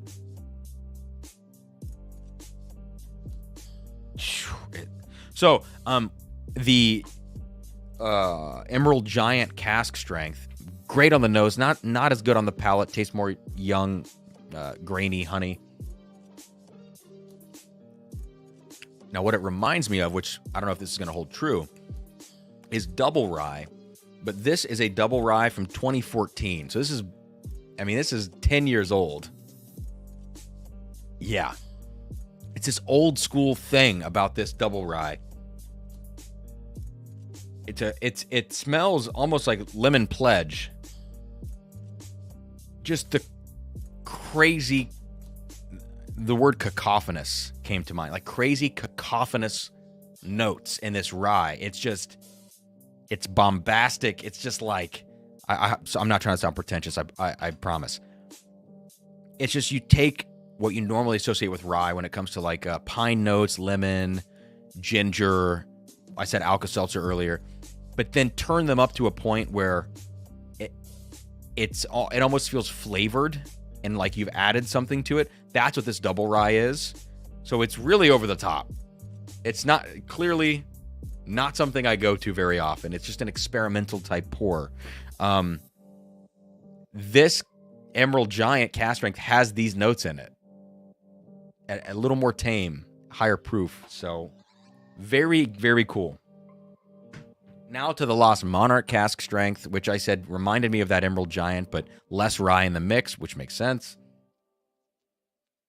This is not really my jam. And to kind of put it side by side with its younger, or not younger, but lower proof counterpart,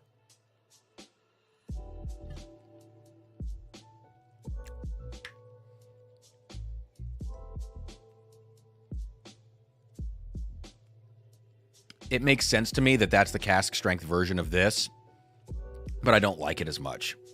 This, because you add the water to it, it gets sweeter and the notes integrate better. The cask strength is rough around the edges, and you would just rather this be the rye. So I think of the cask strength, of the cask strength Redwood Empires, I've already tasted the Pipe Dream last week. The only one worth it is the rye, but I'm telling you what, you have to want those crazy bombastic rye notes in there. The Lost Monarch to me is a pass as well.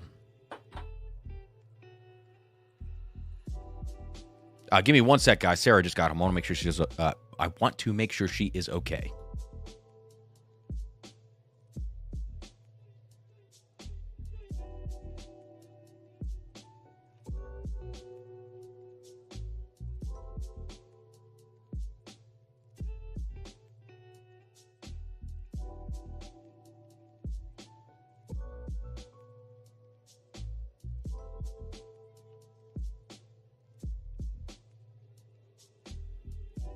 Okay, we're all good. She was on the phone when I called her back, so. The worst thing ever is, for the last 20 minutes, I've been talking about whiskey and not thinking about whiskey. So, the worst thing ever is thinking that something has happened. So, all right. Toshi, I will not drink the 09 George C. Stack. I know you told me you were going to send me the 2010. I'm saving it, man. I'm saving it. You got the Buckner's 13 Hazmat. Dude, I looked at that bottle, but the price tag was so stupid. So stupid. I mean, granted, it's probably going to be awesome, but Keith, yes. Yes.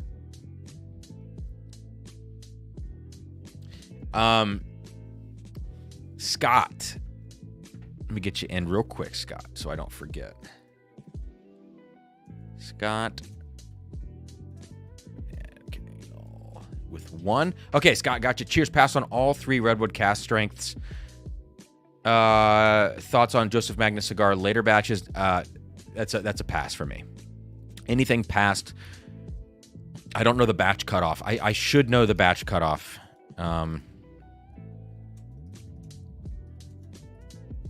Let me see if I can find this quick. Let me see if I can find this. Wow.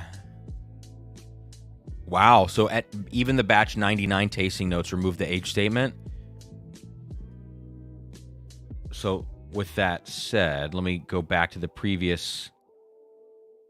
Let me do batch 98. Look this up. I want to get this right.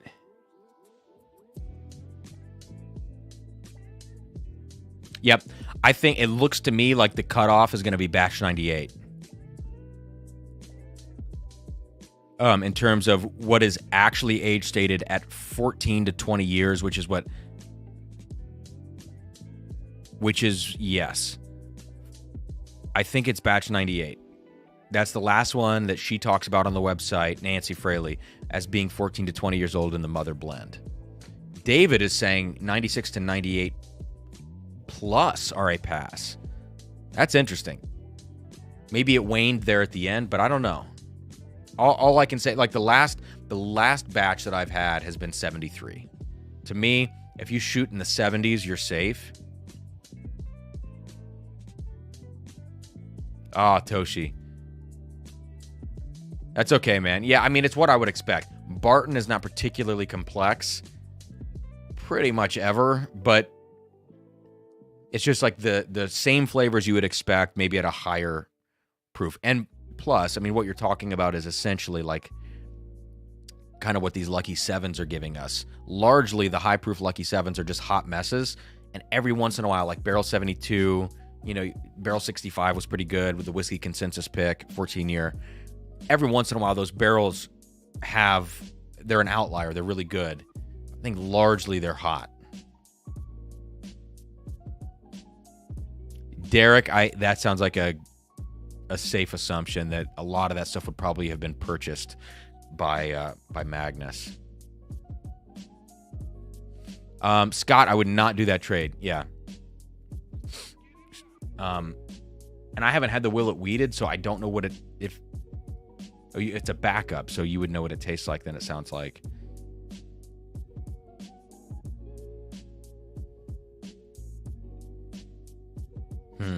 Derek, that's interesting. That's interesting.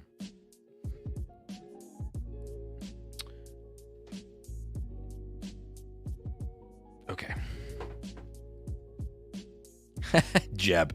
Buckner's 13 135 proof still available at a mere $300. Yeah, that's a pass. Buckner's sent me a message to invite me to come down to the distillery, and I do want to do it, but I know there's going to be probably a contentious discussion about price. You know, I'll still go. That's fine. Awkward conversations are kind of the fun conversations, but I think it's going to come up. I don't know what the SRP was on some of those hotter barrels.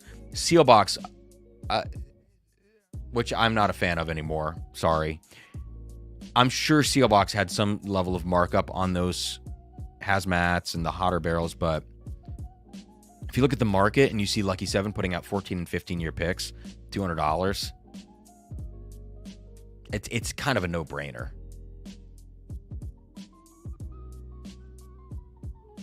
Toshi says, throw in some... I would love to taste it, Toshi, actually, so it's also not great. Yeah, and I don't expect much from Willet's own distillate at this point. So, last but not least, this Rare Character, which is MGP 21% rye bourbon, aged at the Old Taylor Warehouse. I mean, that's solid. This is right in between that buttercream root beer phase of some of these funkier MGPs. Yeah. With like a big cherry note there. Bright cherry. Bright, almost like a strawberry cherry border. Great cinnamon, great spice. Yeah, that's good whiskey. So if you guys see any of these Rare Characters around that 6.5-year mark that are clearly MGP aged at the Old Taylor Warehouse, if you find out those details, that is a buy. I don't know the price. To me, that competes around $80.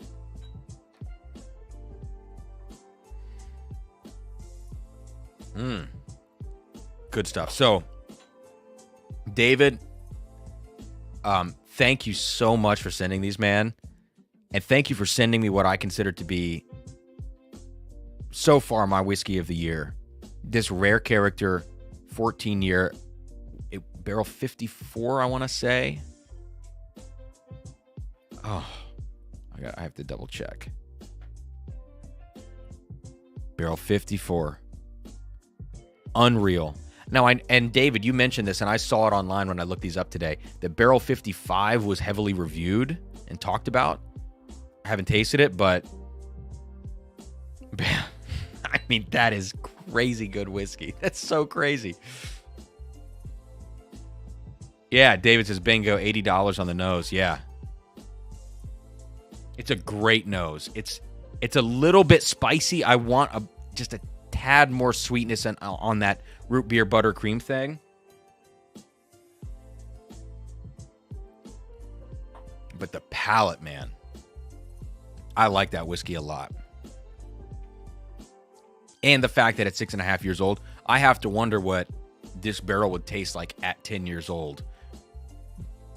Because I think it would be exceptional. I know I've used that word a lot tonight. Exceptional cask. Sorry, Andrew. Found it for $8.95. Roy, in terms of secondary market, that's I don't know what it's actually going for. Let me just check something real quick.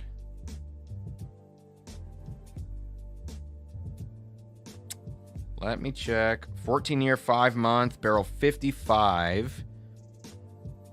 The last ask was $450. If 55 is like 54, $450 in terms of secondary price, hear me out. That would be a steal in my mind, considering what else is around that price point on the secondary market.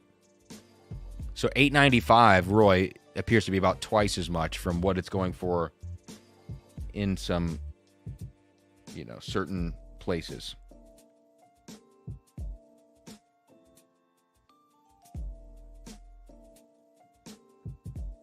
What is happening? What is happening in my ears right now?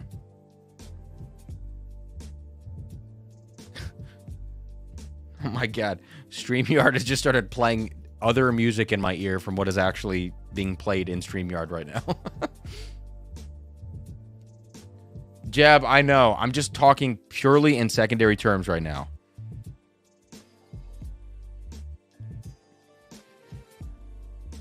Oh my God. Toshi, I'm going to tell you what, man.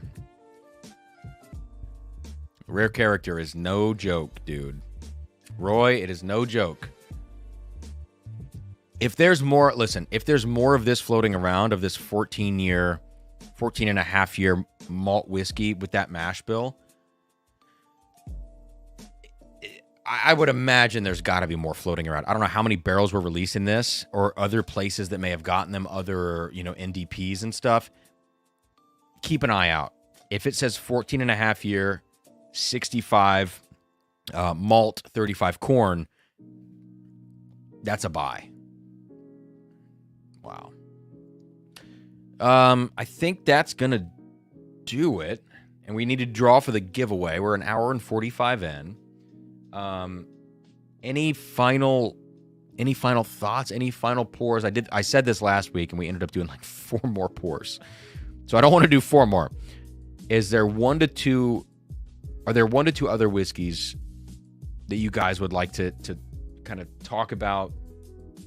I just pulled out this Matt Porter Rare Character just as kind of as an example of the label they're doing with the artwork and everything. Anything else you want to talk about, compare side by side, whatever, before I do the giveaway and jump off here? Top Dog, I don't know where these things went. So but it is the exceptional cask, and you'll see the on this video's thumbnail, like whatever that looks like, it's different than this bottle. It's not the tall wine bottle shape with the bright label. It's a black label, and it says the Exceptional Series, and it has really fancy artwork on the other side. It's really cool. I think Brandon Lincoln might be behind. He says straight from the bottle. He's probably back when I took a sip of the Lost Monarch from the bottle. Derek, I don't know what retail was, actually. Toshi, they bottle good stuff. This is not just like the other stuff they bottle. This is like, this is special whiskey. Let me see if I've missed anybody else on Venmo. I don't think so. I think I'm pretty good here. I want to check. I need to check PayPal. I don't get notifications for PayPal. Oh, I did get a PayPal $10 from Jeffrey Smith. Jeffrey Smith, sorry that I missed you, man. But I'll get you in here.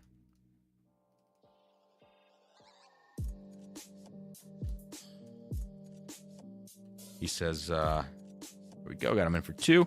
Jeffrey Smith says, love the content. Thank you, Jeffrey.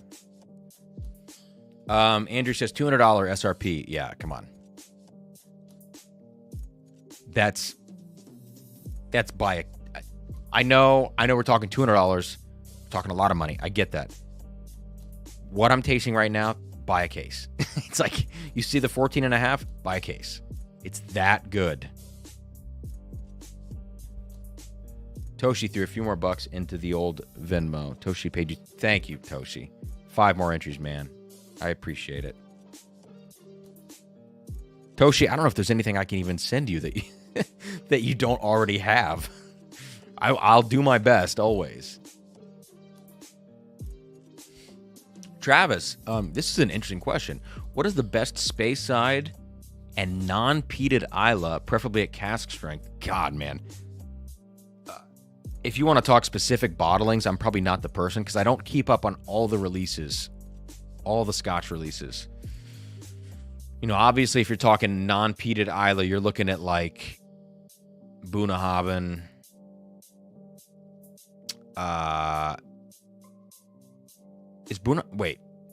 Brooklady does a lot of stuff. Bunnahabhain, are they Isla? Now I'm second guessing myself.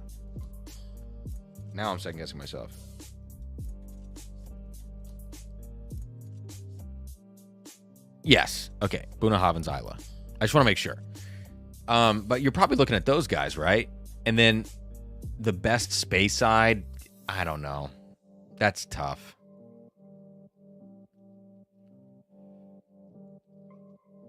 Dude, Toshi, yeah, A117 stands up to some of the pirate bottles. It really does. Top Dog, I feel lucky. Top Dog, why is that? Thank you for the super chat. I got you in there. You were talking about where these were sent, these rare characters. Yeah, man, if you see some of these highly aged malt whiskeys, if you see the 11 if you see the low proof pass, the high proof stuff, the 9, 14, buy.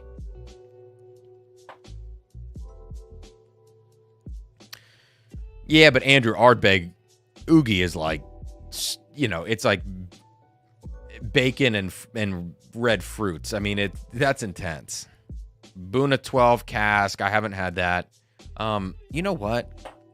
You know what, guys? I'm going to grab a scotch to finish out this stream. I shouldn't do that. I have so much great whiskey poured, so much great American whiskey. I have a bunch of samples from somebody who used to be a patron. And I'm gonna grab one of them because I think there's some Buna in there.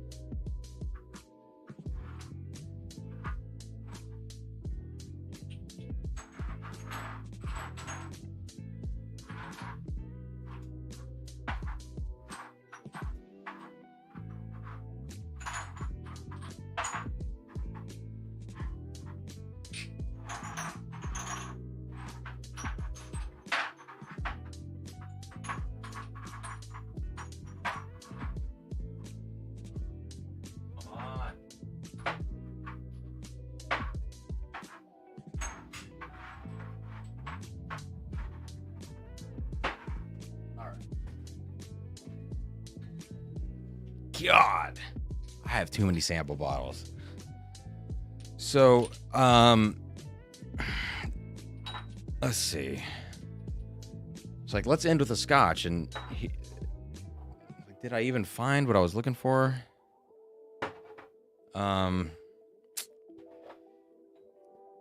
Let's see. Toshi, I don't know what to think. I think my palate's probably complete garbage. Wow, Toshi. The only Bunnahabhain, I made a mistake. I have a bunch of Springbanks from Colin who sent these to me. I have an 18-year 2021. I have a 10-year 2020. These are regular bottlings. I have the 17-year Madeira cask 2020. I have the 15-year rum cask 2019 at a high ABV 51. I have the 15-year 2021. And I have the 12-year cask strength 2020. Then the only Bunnahabhain I have is the limited release PX finish from 2017, which apparently I've tasted before.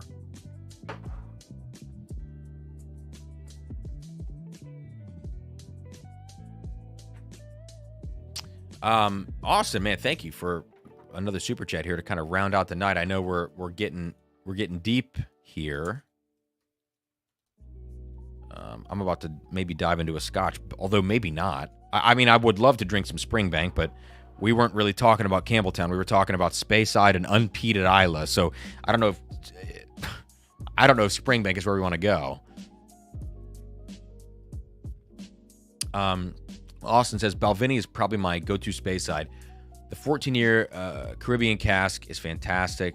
I've only had that in a bar once, and all their single barrels I've tried. Yeah, I actually took a lot of time for it to calm down, but their 15-year sherry single barrel, good stuff. Yeah.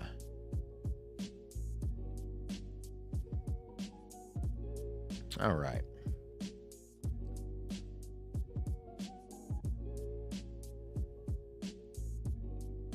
Jeb, that's the thing, man. Sometimes it's fun to go.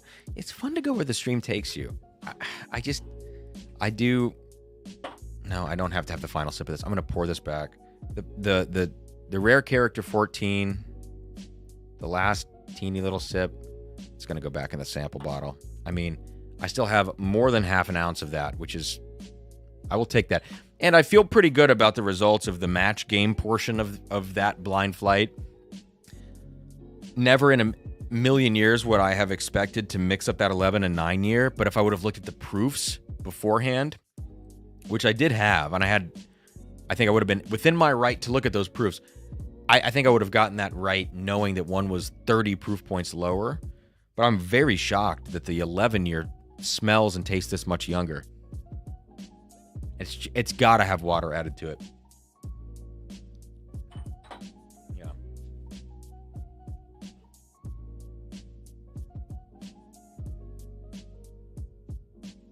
So I think I just picked up the B523 from earlier. Still hot.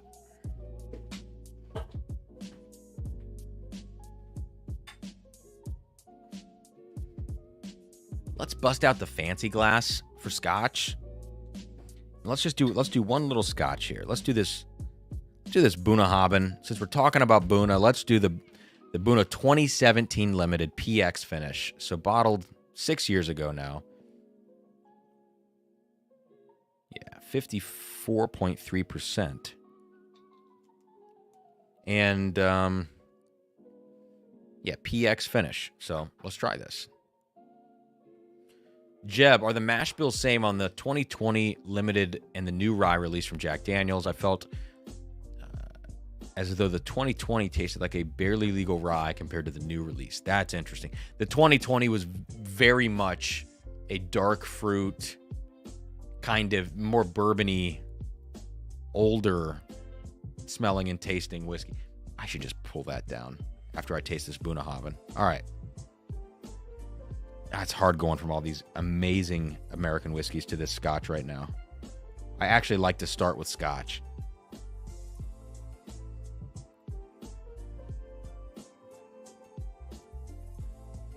Sometimes some of these PX finishes can just taste like syrup. Just like the most dark, semi-sweet, raisiny, plummy syrup. Not that that's a bad thing, but it's just a lot on the palate, you know?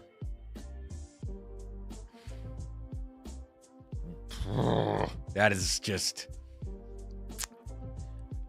I'm having flashbacks now because I said I must have tasted this before because the sample had been, you know, maybe a third of it was gone. I think I tasted this on a Patreon stream one time. And I'm having flashbacks to that. There's no distillery character of Bunnahabhain left in this. I mean, maybe the faintest thing on the back end of that unpeated Bunnahabhain, like, you know, influence of the sea, like that sea spray kind of note. But this thing is just fruit syrup. It almost like concentrated. I don't even know what you would call it. It's just like if you could concentrate plum, raisin, apricot, you know, all these things together, all these different kinds of stone fruits maybe, and yeah.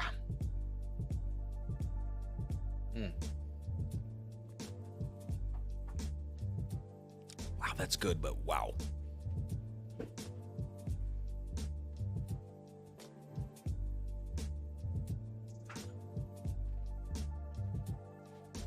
Well, to end the stream, everybody's talking about the Jack Daniel's Single Barrel Proof Rye.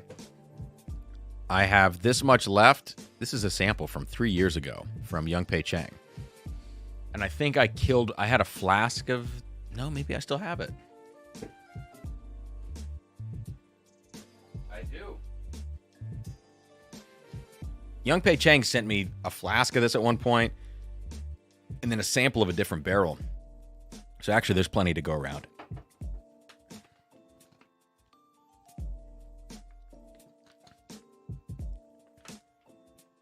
All right.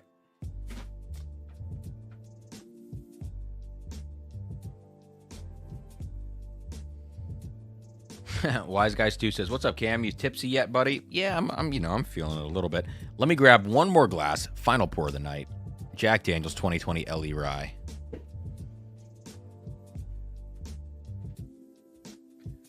We're going with the fancy, kind of like the glass I normally use, but I found this in an antique shop in a very small town in Austria. So that's just like the most pretentious thing you could ever say on a whiskey live stream, but I promise that's the truth. Andrew, I've never had any black art. That's like a bucket list pour for me. It's almost one of those pours that I hope I never try because I wouldn't want to be let down by it, you know? I have such high expectations for black art.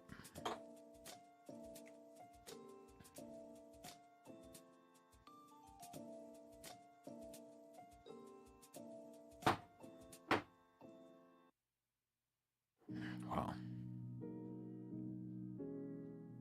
Tom Butler, I have not tried the Jack 12 year, so that's just one of those that has evaded me, and I just didn't want to pay secondary for it, you know?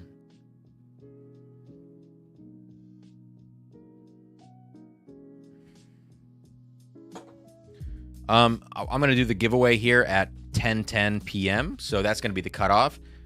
10:10 p.m. East Coast time, so, you know, a little over 3 minutes from now. If you have any final super chats you want to get in, go for it. But again, tonight is just 2 sample packs, kind of dealer's choice. Maybe half bottles that I've recently picked up that I really enjoy, half stuff that I have open that I also really enjoy. I'm not going to send you anything I don't. The B523 Elijah Craig will be in the mix because I said it would be. Not my favorite, obviously, after tonight's review, but something I think you should try and see if you enjoy it. It might save you some money if you're looking at it in the store for $70, $80, $90. Hopefully this sample could be the deciding factor, unless you already own one.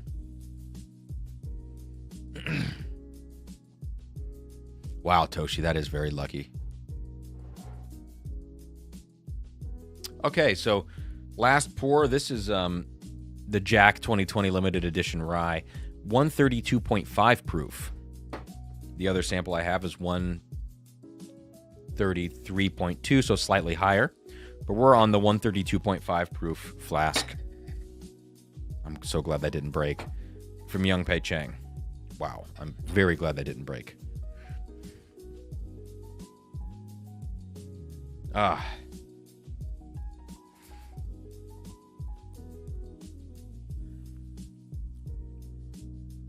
Oh my God. Coming off the scotch, the Jack Rye nose was like, that just feels really intense. You know, it's just, you're not ready for it. I'll tell you what this is. This has, this tastes like Merlot to me. Like huge Welch's grape juice and like blackberry notes on the palate of this Jack Rye 2020. And like we were saying, you know, what we were talking about, this does come off like a barely legal rye. There's more rye on the nose of the 2020 LE. Again, they're all single barrels, but more rye on the nose of this barrel than the palate. The palate is just juicy, dark fruit. Oh my God.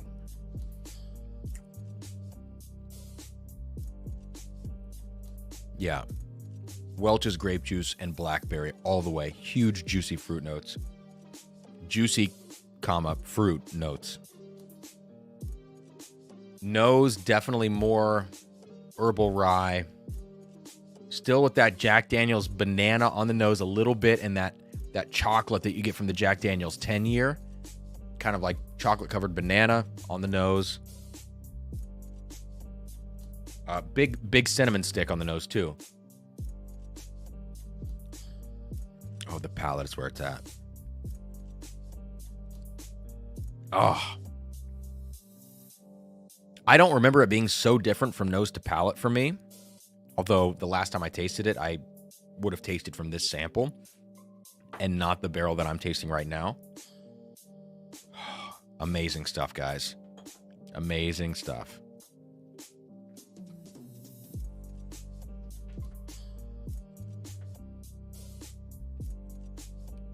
Okay. Tom Butler got 2 at Safeway for $90. Oh, man. What I would give to find a Jack 12 on the shelf at SRP. Oh. Tom, that's awesome, man. Congrats on that find. That's your lucky day. So I think, eventually I probably will get to sample the Jack 12. I'll figure that out because I do want to taste one on a live stream at some point. So I will report back to you at some point.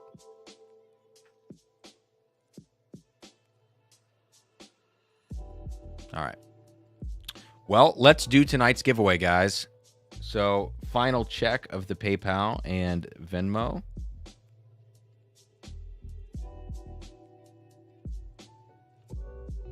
All right. Caught up there, and let me make sure I'm caught up on Venmo.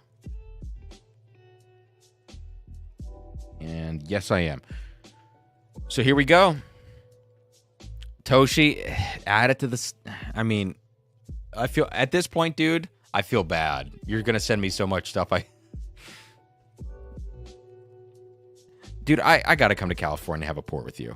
Oh my God. And Nancy. I will say this. There is still something a little bit young on the nose of the Jack 2020 rye. There's something a little bit young about it.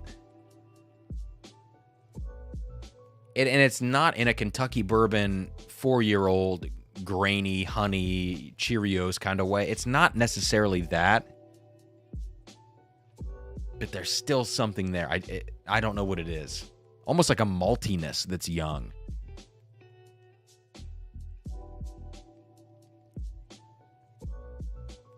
And the banana. Okay, here's what I'm going to do.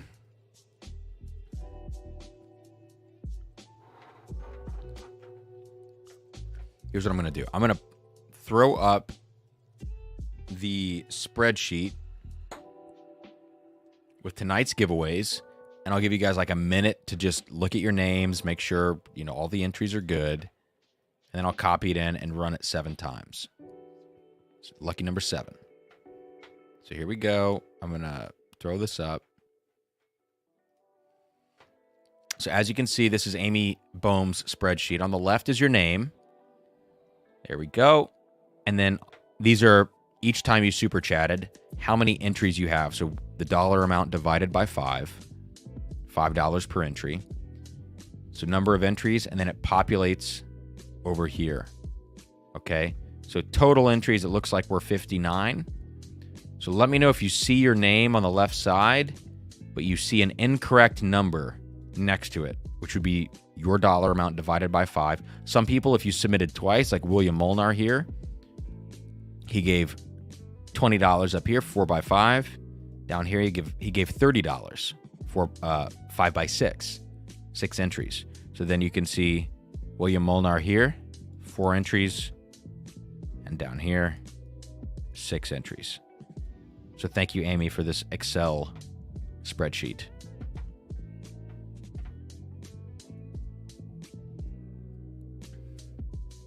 So there we go. As long as you're good on the left side, you will be good in this column, which it populates to. So just let me know if you see something incorrect. And we'll do another 30 seconds, and then we'll run the giveaway. Hey, I just want to say, before we get off here and do this, thank you all for being here. Sincerely appreciate 2 hours and 10 minutes so far on tonight's stream. 78 still hanging out. If you haven't already, again, shameless plug, please hit that like button. It's free. It helps the channel. I know I haven't had a lot of content out in the last couple months, pre-recorded. I've just been doing live streams. I have this big audition coming up in July. My head's been down under a rock preparing for it. If I win this audition, I keep my job. So that's kind of what it comes down to. So I have to take this very, very seriously. It's a weird situation for me, but it's the life of a musician. But if I win this audition, I have my job, and I probably have it for life. You usually win these auditions, you have to just get tenure after you win them, just like a college professor. And once you have tenure, you pretty much have the job until you retire. So it's an important milestone for me, and I have to take it very seriously. So I will be sporadic on my live streams. I will be sporadic in my live streams, between now and July 7. I'll say that. And I'll try to keep you updated along the way. Andrew, yeah, last week was a long stream. Long stream. I don't know how to say this. Clada? I'm trying to think of a Scotch. Or no, there's an Irish whiskey. Glendalough. This almost... Cladock. Is this Cladock? Guy? How do you say that? But thank you for the $20 super chat. What a great evening. Thank you so much. Thank you. $20. I feel like we haven't run the giveaway yet. So I'm going to throw you in. I know we did the cutoff, but we haven't run it yet. So I'll just put you in live here. 4 entries populating in. Thank you so much. And thank you guys for the good luck wishes. It's not about, in this case, it's no luck. It's not about luck. It's about preparation and taking this very seriously. So a little luck would be nice, though, along the way. I'm going to try to get in and do some videos, though, as soon as I can. I'm going to try to get in and do some videos as soon as I can. Probably just one camera angle, very low maintenance edits, and just try to get a video out every week, maybe starting next week. That's the goal. Just one per week. If I can get 2 on a good week between now and July 7, that would be great. But just 1 a week, easy edits, reviewing like mainstream bottles just to keep the channel going. And after this audition, I can finally breathe a sigh of relief because I've been on a temporary contract and yada, yada, yada. You don't want the details, but it is what it is.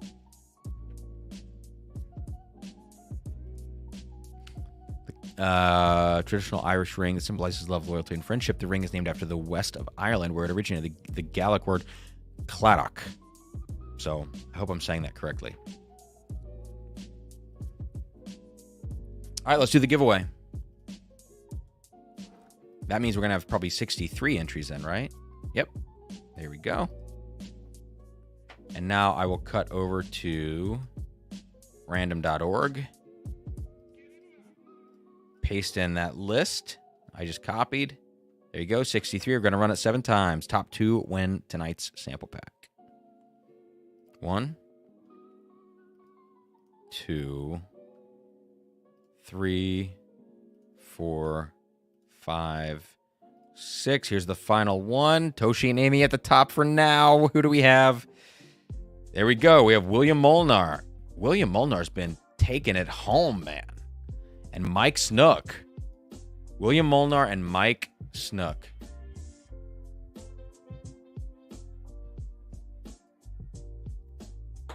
Okay. So, for both of you guys, William, I have your information from the last couple giveaways. But Mike Snook, here you go on the screen now, drumsanddrams@gmail.com. Shoot me an email with your address, and I'll get a cool sample pack sent to you. Hey, William, if you wouldn't mind, man, I don't keep track of some of the samples I send to people. I'm trying to think of what you've won recently, but I think you've also won a sample pack. I think you've won a sample pack, and I think you've also won Larceny C922. Does that sound right? Something like that. If you can just give me like a quick glimpse at some of the samples I sent you, if you remember, still have them, whatever. I don't want to send you duplicates if I can avoid it. So let me know, man.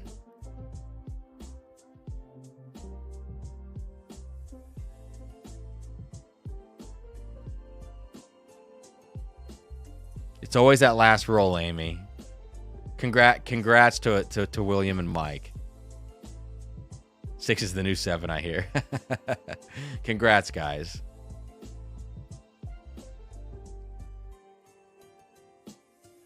I don't want to put too much work on your plate, William, because I know that's annoying. I think from this point forward, just because of stuff like this, I'm going to start keeping track. I just start pouring things, and then I label it. I'm like, oh, that sounds like they would, I think they're going to enjoy this and this, and I start pulling bottles out. I think I need to go a little more carefully through this and keep track of what I send people and put it in just a spreadsheet that's ongoing, so I can go back and reference what they've gotten from me before. Because I don't want to send duplicates, because I get excited about the same bottles, for different people. But definitely, this Knob Creek pick is epic, dude. So I'm going to throw that in the mix. Stuff like that. And I probably included the Armagnac in your last one if you want a sample pack. So let me know. But I am hyping up this Armagnac because I really like it, so I'm throwing that in those. You can send me a sample pack by emailing me at the same email address. We can talk over email, drumsanddrams@gmail.com. Let me know what you want to send in, and if you want it to be blind or not blind. We can totally talk about that.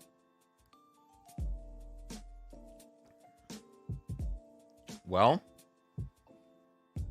2 hours, 15 minutes. Andrew, dude, you are a bastard. I say that with so much love in my heart. And also knowing that I suck. Dude, Andrew, would you mind doing a phone call instead of an email about what you emailed me about? I think it might be easier to just talk over the phone about it. I'm going to be honest with you. I hate emails. Texts, I kind of also hate text. I just prefer phone calls. And I know a lot of people my age and younger. I'm 28. I'm 28 until next month. I'm 28, and a lot of people my age and younger, I think, despise phone calls. I think phone calls are way more efficient and easier to kind of get the point across and hear tone and all that.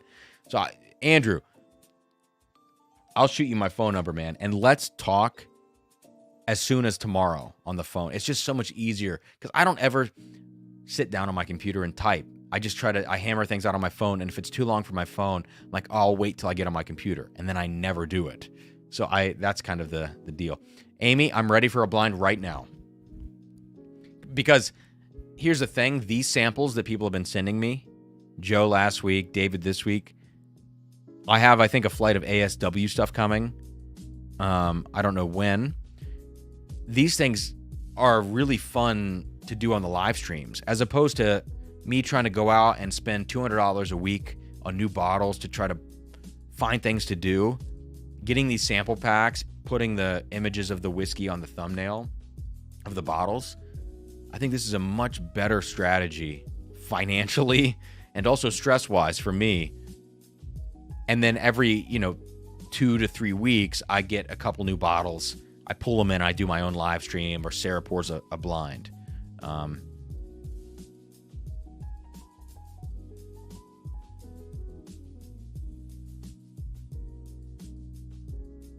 Tom Harper, Cam, if you had $100 and could get any bottle, even less than Irish, bourbon, rye, or Scotch, what would it be?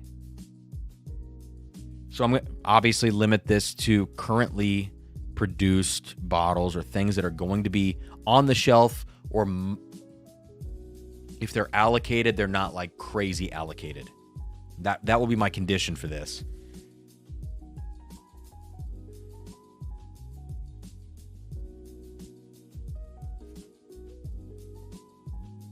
I'm going to go a few ways with this. I'm going to go least expensive to most expensive. And I'm going to have a few, I have to have a few picks because it depends on the store and the availability. If you want to go mega cheap, Cooper's Craft 100. I just think it's a great buy. If you want to go around $60, a Russell's Pick. If you want to go 70, Elijah Craig Barrel Proof, not B523. But Elijah Craig Barrel Proof, Russell's Pick, Cooper's Craft 100. If you have all of those, which those are pretty common bottles. Oh, if you find a Four Roses Pick, probably the most underrated whiskey. For a long time, Four Roses Picks, I felt were the most underrated whiskey. They went through a phase in the last 12 months, 18 months, where there was a hype phase of Four Roses picks because they were underrated. So everybody was freaking out and they spiked a little on secondary and blah, blah, blah. They have since fallen off again because they're pretty available. Sometimes I travel out of town. I just walk into a random store and there's an $80 tier 2 pick on the shelf. Yeah, I'm going to buy that. So I feel like for you and that price range going $20 under, I'm going to go Four Roses picks. David, I'm personally avoiding the Old Forester picks because I just don't think the barrel strengths are too hot, but Four Roses, that's where I'm sitting. But otherwise at 30, it's Cooper's Craft, 30, 35. It's a Russell's Pick if you can find it around 60 to 70. It's an Elijah Craig Barrel Proof at 70 to 80. And it's a Four Roses Pick at 80 to 90. If it's a tier 5 or tier 6, up to 100, sure.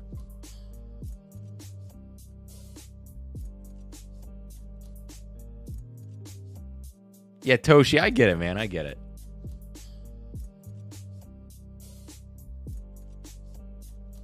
I'm going to revisit something from earlier. So I don't know which of these four is which. I think this is probably the A123. Yeah, that's A123, Elijah Craig, Eagle Rare that I started the stream with. So these must be, one of these is the old school Weller. That one. And this might be just regular Weller 12. But I'm going to end the stream with my old school 2013 Weller 12.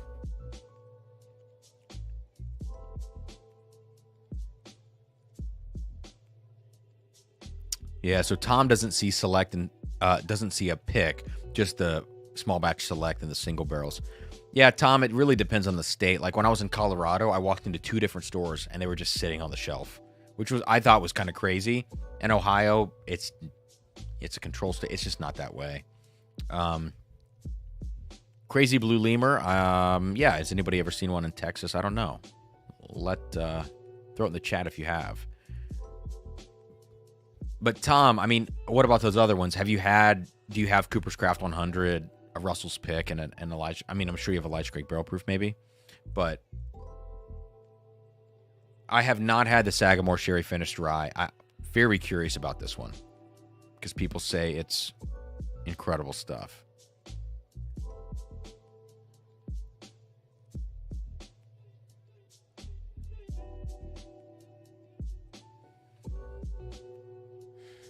Yeah.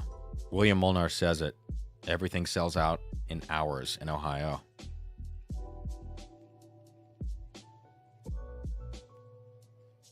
All right, guys. I'm going to bounce. I'm going to go eat the remainder of my dinner. And I don't know if I'll be live next week. I'll keep you posted. I probably will. I will probably go live the next 2 weeks and then take 2 weeks off. Because, leading up to this audition, I want to have like 3 dry weeks, basically. I want to be completely... I can maybe talk about this at a later date, about how these auditions work, but under the microscope is putting it very lightly. So all of your facility, your dexterity, playing, 2 pieces of metal, 2 cymbals playing this far apart like this, standing in front of a table of 7 people. This is kind of how, there's just playing a snare drum this far off the head with your drumsticks, intricate rhythms, all the way up to playing super loud, of course. Any amount of nervous shakes, whatever you get, you're done. So I want to just be fully there. And I'll probably take a few dry weeks at the end of the month, going into July. Get this thing out of the way. The competitive part of me is just going to say I'm going to have a good result because I'm very competitive. I have to believe I'm going to win it. Otherwise, why do it? So I'm going to have a good result, come away with it, and celebrate here the next week, Drums and Drams stream. Probably drink my best bottles because, why not?